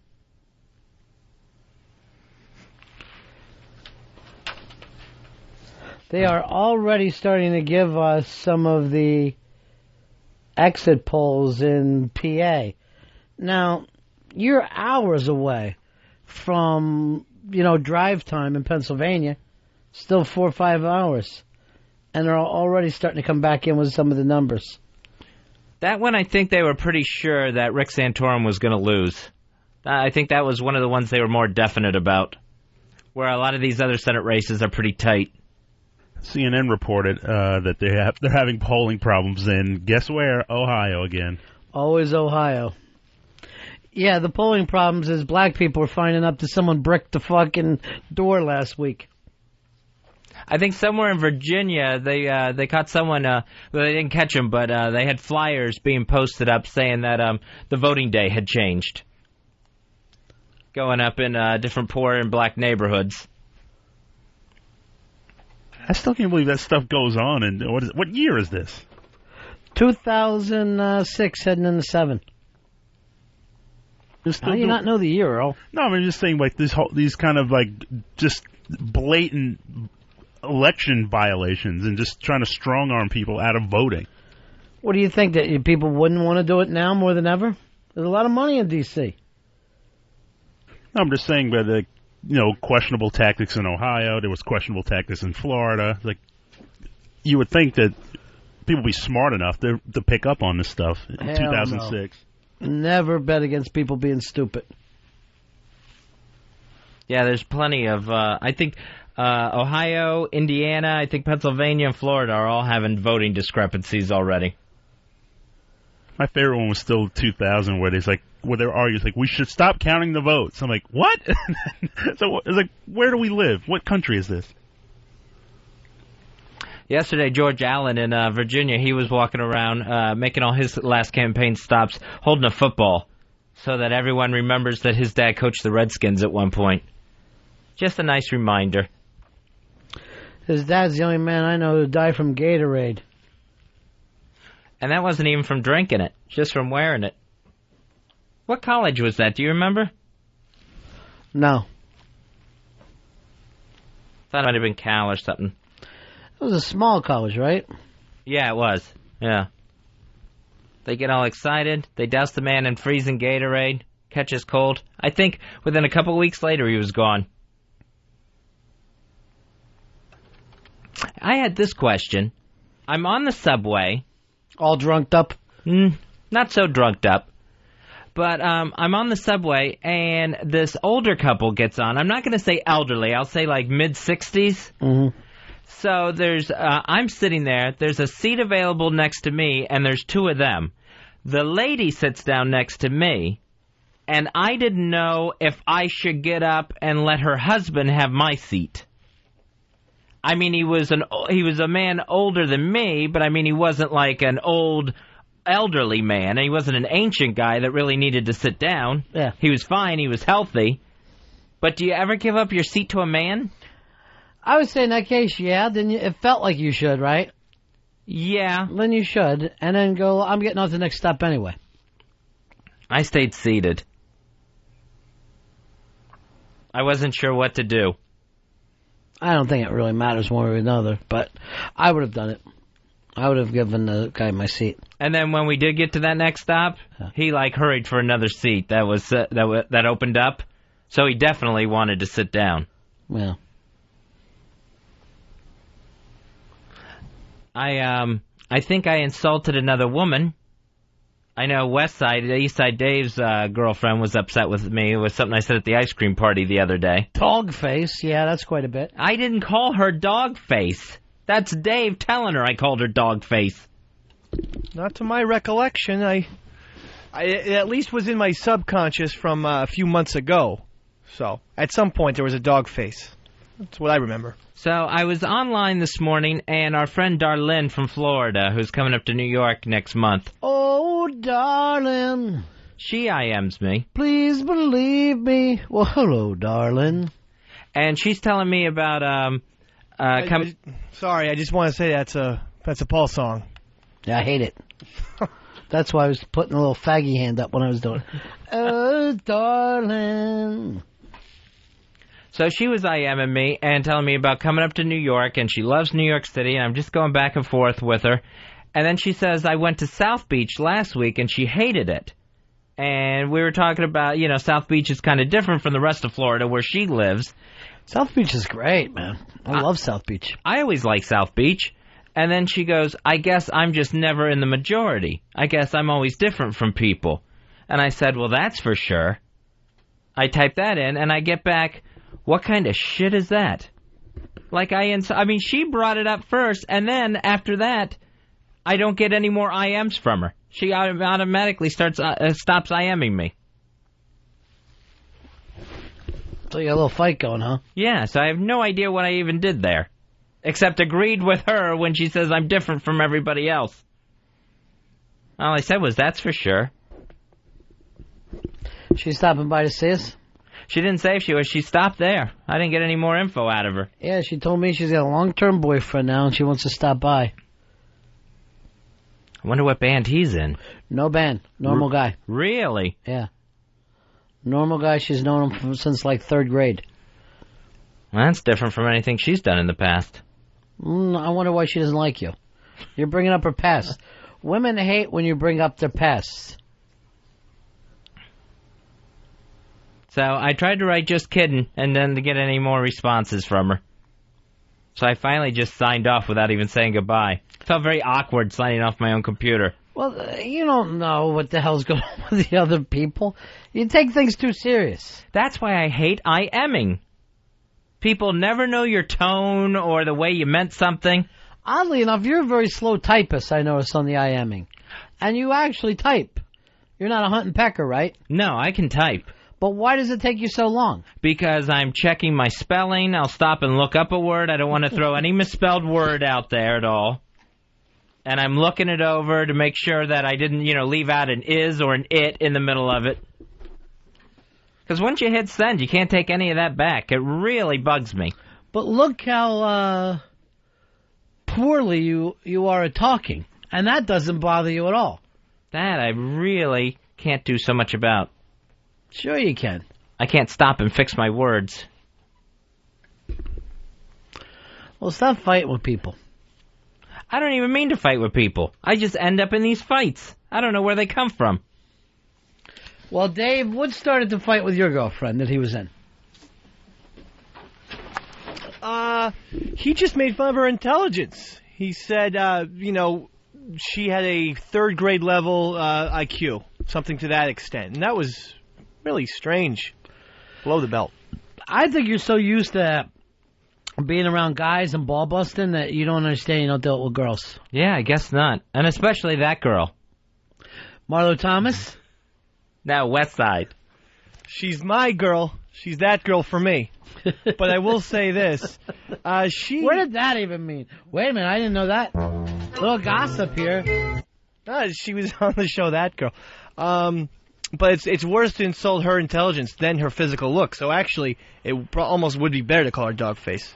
Thank you. I'll know that for next time. I'm going to disagree there and say any girl would rather be called stupid more than ugly. Okay. I'm not sure with Westside at all. She's very insecure about her intelligence because I often push her down. She's dumb as fucking a brick. Because look who she's with. I mean, that's a stupid thing for a girl to do. It's just dumb. Matt, you're on Ron and Fez. Yeah, Fez, I think in that online conversation, the girl put herself down so you can build her back up. Yeah, girls do that. Oh, no, you're not different. Oh, okay. So yeah, you're wonderful. It's like when a girl goes, well, I'm too ugly for him, or I'm not as pretty as her old girlfriend. That means that you go, no, you're beautiful. I had read a thing the other day that girls think that we're better at reading them than we actually are, and it's a big problem between males and females. So women expect you to know more, do more, based on less information, where guys are just really blunt. So, and if you don't do more or say more, they in their minds, they're accusing you of playing dumb. All right, here's something that comes up sometimes with women. Let's suppose, Fezzy, I said to you, Fezzy, come to my house Sunday for football, 1 o'clock. Right. Then we talk again, right? Yeah. Would you expect to be re-invited for football on Sunday? No. I got it once. Girls expect to be re-invited.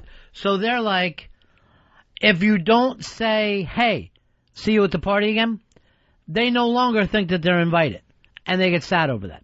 No, I don't understand that at all. You've gotten the invitation. I mean, it would be like having to mail out several invitations leading up to the event. Well, this is more like an oral thing. So, like, if an oral invitation, it's not a written invitation.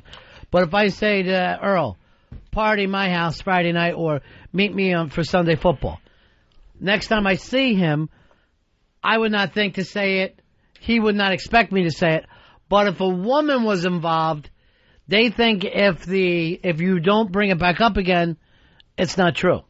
I just found this out recently. That's amazing to me. Yeah. And I wonder what the time span is. Let's say you said it on a Monday, Sunday football, coming up Sunday. Yeah. Would you need to do it again, like, let's say, Wednesday and Friday both? No. Don't get me wrong here. It's only if you happen to talk to them again. Oh. Like, they don't expect the invitations to keep coming. What they expect is for when you're seeing them, like at work or somewhere else, to re-bring it back up. So they want to be reassured that they're wanted. Thank you. Now you're waking up to it. They need reassurance. We don't.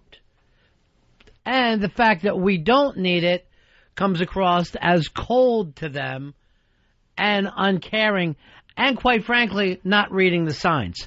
Like... Dave, I'll throw it back to you because you're the only other person I know with a long-term girlfriend. Does Westside expect you to know what she means when she's upset? Or does she tell you exactly why she's upset? She expects me most of the time to know what I did. Yeah. That's a big problem. They expect you to know what you did. Now, men aren't like that at all. We don't even fucking think that way. When we have a meeting here, I don't ever go... And, Dave, I think you know why I'm upset. Because I know, and I mean this with a fucking clean conscience, I know how stupid he is.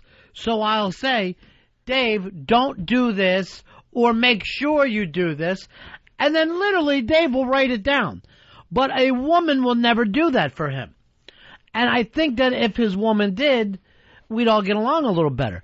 But I don't know whether it's that our brains are wired different, but they expect those things. See, it's such a waste of time. Like, if you had to do that in the meeting, Dave, I think you know what you did. Knowing him, he would never figure out what he did if you had to do it that way. Here's the problem, though. Maybe a woman doesn't want to be pointed out. So instead of, if you really want to be a good manager, or if you want to be in a good relationship, you kind of have to learn the way the other person communicates. It's not so much that one is the perfect way and the other is the imperfect way. The point is, they're just different. Right. They're just completely different. In that situation, the remorse has to be there without it being pointed out, without it being forced on the guy. Do you like when I point things out to you that I don't like? Yeah, I appreciate that. Because I think just the opposite. I think you are more the type that doesn't like to hear in front of everybody what, the changes are made. But with you, things do have to be said exact. Like in our friendship, if I want something, I have to say, Fez, here's exactly what I want from you. And even then, there's some things I can't do. The fucking Christmas nightmare. And it's already coming up and I'm already worried where I go, let's not buy each other presents. And you don't care about that. So. Because I don't think you really mean it. I do. I'm fucking swearing to you. And even though I got all this new extra money, I still don't want to waste it on presents for you. Not only will girls not tell you what you did wrong, but even when you ask them, what did I do wrong, they still won't tell you. And it's like this big fucking mystery riddle that you have to figure out. Here's where it'll come up. 2 years from now, It'll go, and then they'll go, remember that time that you were talking to that other girl? And you're like, what the fuck are you talking about? Do I remember? I'm operating right now on 4 brain cells. That's the fucking damage I've done to myself over the years. That's why I always say that they're more I'm not trying to be sexist, but they're a little bit more conniving because they have these incredible powers to, like, you know, just put stuff in their memory bank. Well, the thing is, it's not like they're recalling it at that second from 2 years ago. They fucking think about it quite a bit without telling us. But they think we know what they're not talking about. It's very fucking difficult there. And Earl, I'm going to say with him, I think he likes to be told directly. Oh, yeah. Yeah. Absolutely. But one of the problems I have with you guys, if I go in, hey, think of something funny for the show tomorrow and bring it in, not one of you guys will fucking do it. But if I go, here's the assignment, I want you to do this bit, all 3 of you would fucking bring it back. Right. But not one of you would go, I've thought of something myself that we've never done before, and I would love to give it a try. And I think women are surprised about that. I think they expect us to surprise them, but we have to be told to surprise them. We never get it ourselves. If anything, we'll do something our buddy did for his chick. Niffer, you're on Ron and Fez. Niffer. Niffer. Yeah, not Jennifer, but Niffer. That's awful. I know. I'm just sick of being called Jenny. I was just going to say, with my husband, like if the sex is bad or, you know, something like that, I'm not going to tell him because he obviously knows it and he doesn't need to hear it again. Yeah. But if he, you know, pees on the toilet seat and doesn't wipe it up, or if he doesn't do the dishes, or if there's, like, food laying on the floor, yeah, I'm going to yell at him. I'm going to tell him, you need to do this to make me happy. If you just tell them, then they'll do it. You sound like a joy. No, the point is that if you don't say it, they won't do it. Exactly. Right. So you can't expect them to just read your mind. Yeah. And yet, that is what I think women do more than anything else. Well, maybe that's why I don't hang out with women. But I mean, honestly, I think any guy that was you, just by your personality, seems even a little gay. Because you're almost the whole Niffer thing because you're sick of Jenny. That's fucking too much baggage for me. I would never be able to put up with it. Travis, you're on Ron and Fez.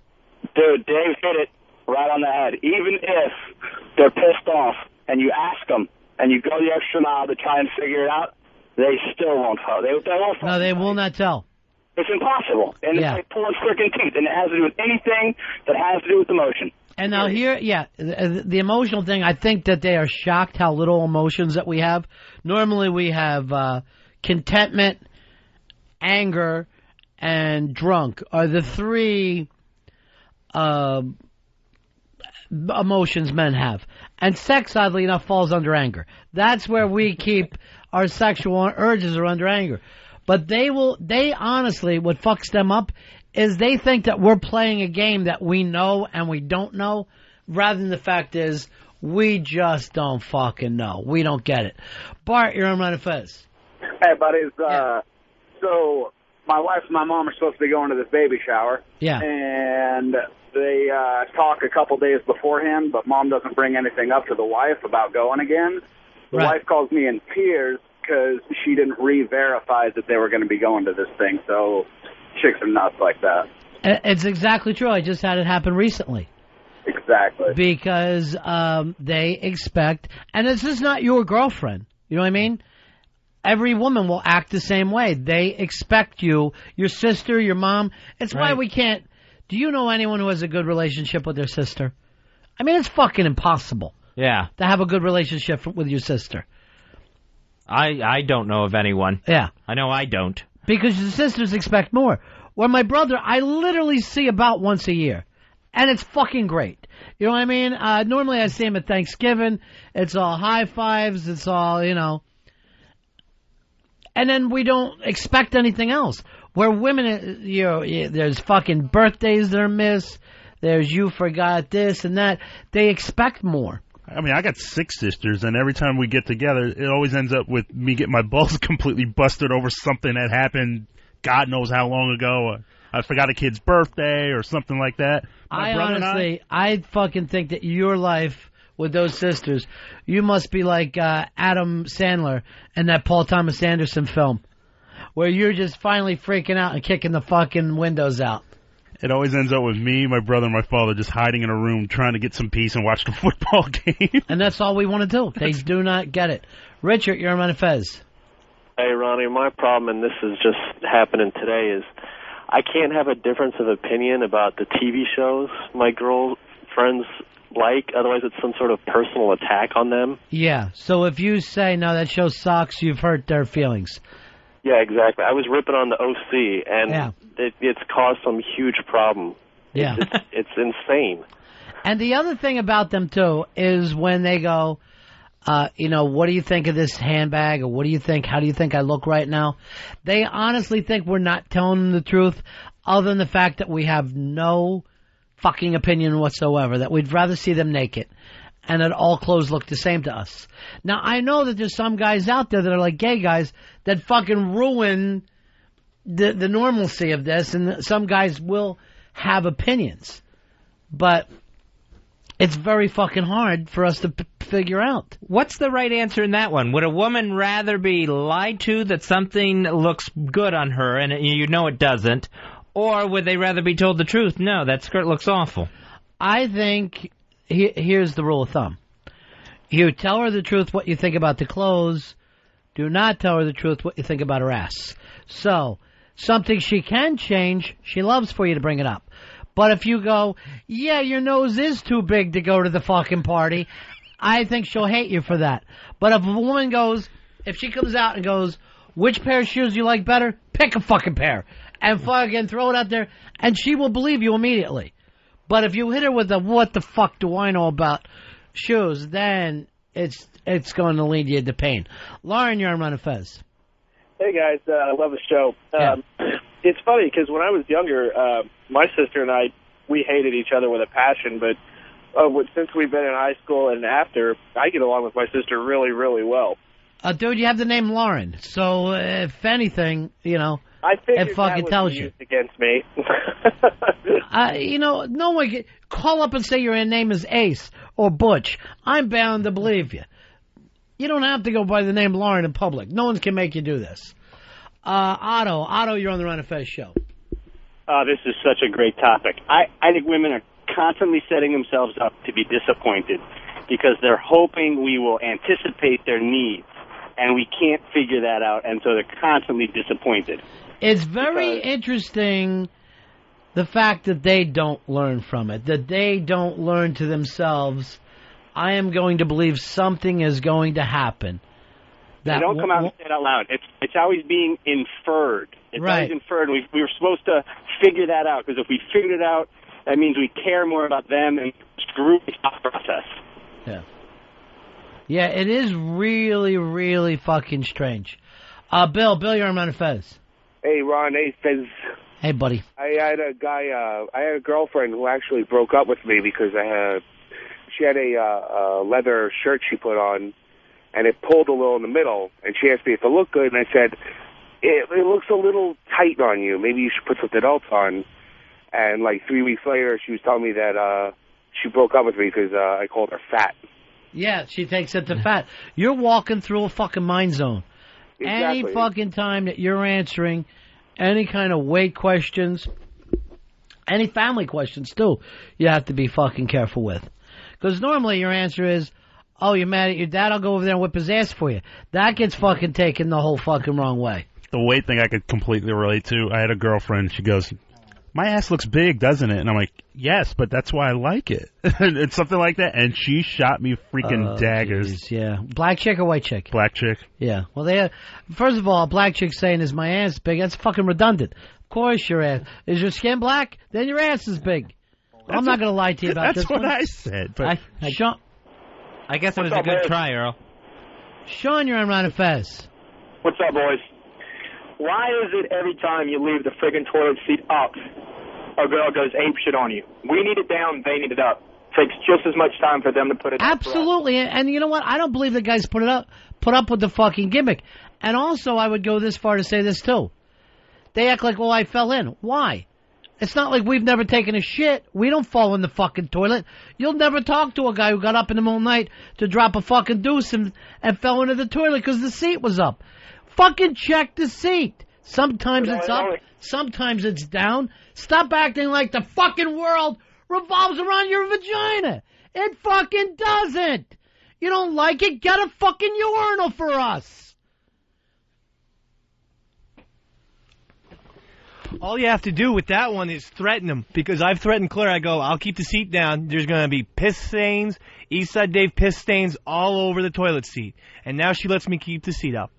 Well, it's not a matter of letting up or down. Sometimes it's up, sometimes it's down. It's that fucking simple. No, I want it up all the time. But if you go in to drop a deuce, the fucking seat's up, you're not in a fucking panic screaming about it. You just put the seat down and act like nothing happened there. Here's Chris. Chris, you're on Ron and Fez. Hey, buddies. Yeah. Hey, my wife always pulls this bullshit where she, like, holds up clothes or shoes. Which one should I wear? Yeah. And I'm like, I don't fucking know. You know, I'm a straight guy. What the fuck do I know about that shit? Then, you know, I'll finally just to give up, I'll pick something, and she wears exactly the opposite thing of whatever I pick out. Yeah, she hates you, bro. There's no fucking... She absolutely hates you. And those are all little tests to confirm it. First of all, have you ever... I mean, there are guys, and this fucks up the goddamn bell curve for everybody. There are guys that'll go shopping with their wife, and they'll fucking wait outside for her to get dressed and come out and fucking sell, what do you think of this dress? And they destroy everything for everybody else. Oh, my father, he did it once, and then after a while, he was just like, call me when you're ready to leave. I'm going. Like, he would just go. He'd just drag off in the car and just go somewhere else. I'll wait in the car and listen to music and smoke. No, he wouldn't even do that. He would actually go somewhere else. He would just take off. Drive around the neighborhood? Drive around the neighborhood, go hang out with his buddies. He was like, just call me when you're done. I was like, I had enough. I'm not going to sit here and wait for you like an animal. Tony, you're on Ron and Fez. Hey, what's going on, guys? Yeah. Hey, you know, you guys just got to learn with these women. Just fuck them, man. Like with my wife, she says, you know, she's mad at me. I'll go, what's your problem? Oh, you know. I go, listen, you got 5 minutes to tell me, otherwise fuck it, because I'm over it in 5 minutes. Yeah, well... You know, that pouting shit don't work. And, like, the thing, like, she's been looking for a bathing suit. I've been with her 9 years. Every year she goes, I'm going to go get a new bathing suit. I'm going to go get a new bathing suit. This summer she said it. I go, you know what, fuck you. I'm going to the car. You ain't getting one anyways. Sounds like you got a great marriage. See, you don't want to become that guy and have a fucking subservient wife who's afraid of you. That's having a fucking whipped dog. But there would be cool if there was better ways of communicating. Better ways of going back and forth. And what started this is because Fez doesn't understand that you can't ball break on fucking women the way you do on men. It just doesn't happen. They honestly get their feelings hurt, and then Fez, then I guess you get your feelings hurt after the fact. Yeah, I mean, I've done it twice this week, thinking innocent enough I'm having a fun conversation with somebody. Right. And I've done it twice, and both times I'm just the heel. And that's because with guys, you can fucking say anything to a guy. And it'll be taken that way. And the second time, I didn't even start it. The girl was busted on herself at first. Yeah. Well, these things happen. I mean, the thing is, you got to learn. You got to fucking treat them entirely differently. They're not the same as us. Now I got to take her off my buddy list. I just don't want to deal with it anymore. Now you are a girl. When you're at that fucking point where here's what fucking shit to me is girl fucking problems. When you're still thinking about it after the fact. Yeah, I mean, because I tried a quick apology and then nothing happened, and then I just sheepishly signed off without even saying goodbye to her online. I don't know even what that means about the sheepish thing. That fucking confuses me, too. Here's Fred. Fred, you're on Ron and Fez. Yo, what's up? How you guys doing today? Good. After 18 years, I still can't figure the old lady out. But I got to tell you, everything she thinks about is emotionally based. Like it hurts her, it bothers her. Whereas everything I look at is just like intellectual. Let's get it done. So I think in that way, the brains just work differently. One thinks with emotion, the other with intellect. It's a very good point that you came up there with. Like, now, here's the thing. If I came to you with a problem from work, Fez, if I said I have a guy from work bother me, I'm having trouble with this guy Pitsy down at work, and I told you what the problem was, what would your response be? I would say, you know, let me talk to him, or whatever. I would say, you know, beat his ass or something. Well, first of all, you're not going to beat someone's ass for me. This is just me and you talking. Right. I've never seen you go beat anyone's ass. Are you playing the part of husband now? Yeah, I did. Yeah. Just if it was me and you, and I say, Pitsy at work is bothering me, what would you say? I'd say, who gives a fuck about him? Well, what you would do is have some kind of advice. Normally, a guy will have advice. The weird thing about women is they do not want advice. They want you to identify with them, feel sorry with them, and they want you to say stuff like, I'm sorry you're going through this problem. A guy will immediately go, here's how you fix the problem. You know, and we do it with each other all the time. We consider it talking. Women, they want that bonding time where, the human experience is tough. The weird thing is, you can know this intellectually, and you'll continue to make the same fucking mistake time after time with a woman. Steve, you're on Ron and Fez. Yeah, Ronnie, I want to go back to that caller who was talking about his girlfriend in the leather shirt. It had nothing to do with his answer. The women aren't listening to the answer. It's the look in your eyes and the look on your face. I've learned with my wife, if she says to me, does my ass look big in this dress? Yeah. I look at her and I tell her the truth, but I say something like, yeah, I just want to take a bite out of your ass, so I'm satisfied in saying, yeah, it is too big, and I want to take a piece out of it. Yeah, You know so what I your mean? point is that they, and we talked about this before, they pay attention to tells. They give tells, they look for tells. We fucking speak through language. Earl, you should have tried the take a bite out of it line. Well, I tried to. I was like, my answer was like, that's why I love it. Earl, I think it's fucking good enough you're not with Bertha Butt anymore. You don't fucking... she's one of the Butt sisters. You don't need that. Mallory, you're on Ron and Fez. Hi, I was going to tell you that my boyfriend, he teases me all the time. And when he says something to me, I say, hey, and he goes, I'm just busting your balls. And I say, but I don't have balls. But I've just learned I don't ask him how I look in anything because he doesn't want to be asked. And I just know that when he tells me something, he's just playing. Yeah, that's another thing. I never want to fucking tell anybody anything, particularly if I hurt. I believe in the fucking that the lion goes off and bleeds in the woods and dies by itself. I am never in the fucking mode to share. Now, it has nothing to do with that person or that I don't trust into him, but the whole thing of I'm in a bad spot means leave me alone. Let me crawl into the woods, lick my fucking paws until either I die out there or I regain the strength to come back and fight. Sharing normally puts you on the wrong side of that fucking anger, for me. You know what I'm saying? Like, it puts the other person on the wrong side. Like, if your buddy is bothered, right? The friends will be like, something's bothering him. Leave him alone for a while. Where girls, all you had to do was remember high school. One of them would cry and run into the bathroom. Fucking 10 girls would fucking go in there so they can all be part of this. They need a surgical team around them. Let's go to a genius right now who understands men and women. Actually, she may only understand men. It's Solera. Solera, how you doing, darling? Hey, guys. Yeah.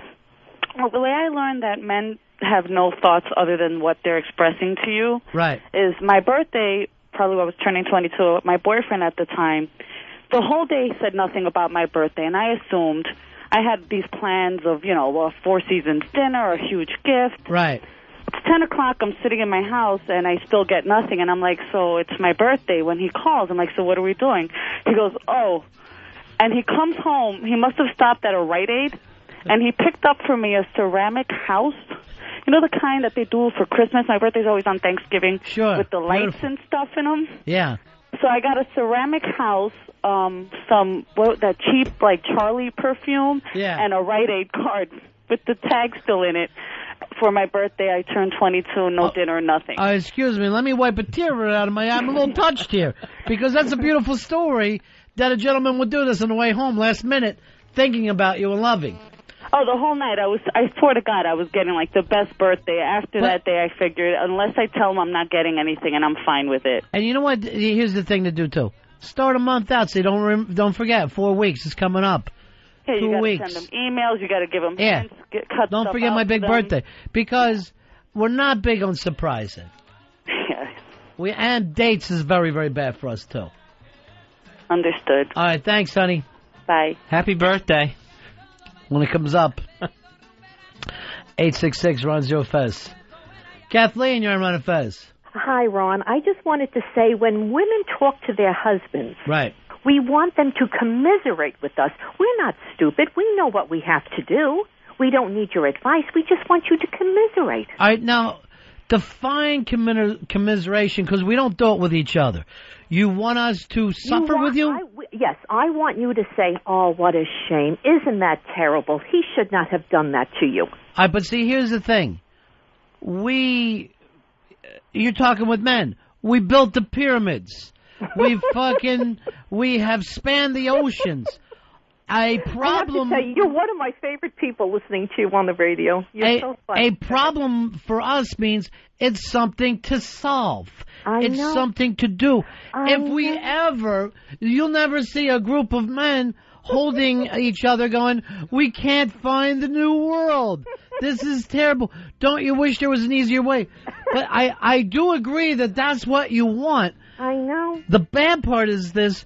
You're asking the wrong people to do it. We just don't. I mean, I guess we could fake it, but Well, that's the difference between men and women. But for how long? Have you ever done this? Have you ever shown up like when a relative dies or something and have the women look at you because you've turned the ball game on? And I'm able to mourn and check the scores. I'm here with you, but I also wouldn't mind having the game on in the background.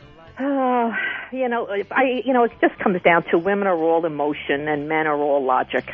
That's what it comes down to. Yeah, I just wish that you had better emotions and we were smarter. That's what I really wish. Here you go. This is life in a nutshell. Well, anyway, it was a pleasure speaking with you. Pleasure speaking with you, darling. Thanks for telling us the truth. Okay, bye-bye. All right, bye. Now, everybody knows this now, and yet I guarantee you we'll fuck it up next time. I guarantee you we will start telling them how to fix their problems. They're going to hate us, go in another room and talk to their sister about us. Or their best girlfriend. You can't do everything. Coming up Friday, Fez is going to start drinking again. That's the end of my show. Tuesday, Wednesday through Thursday with Harry, Mark, and John. Satellites gone up to the skies. Things like that drive me out of my mind. I watched it for a little while. I love to watch things on TV.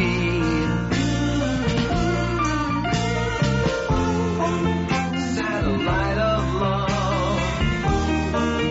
Satellite of love. Satellite of love. Satellite of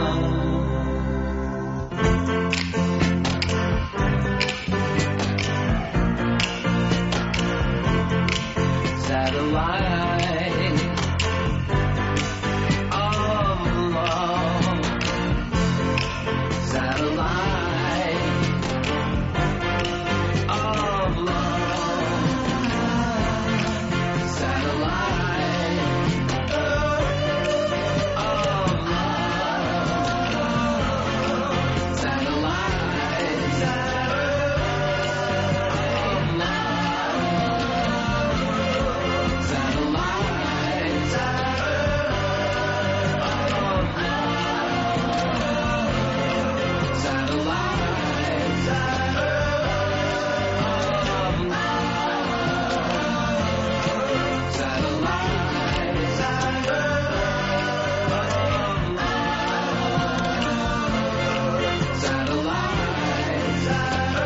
It's the Ron and Fez Show, XM 202.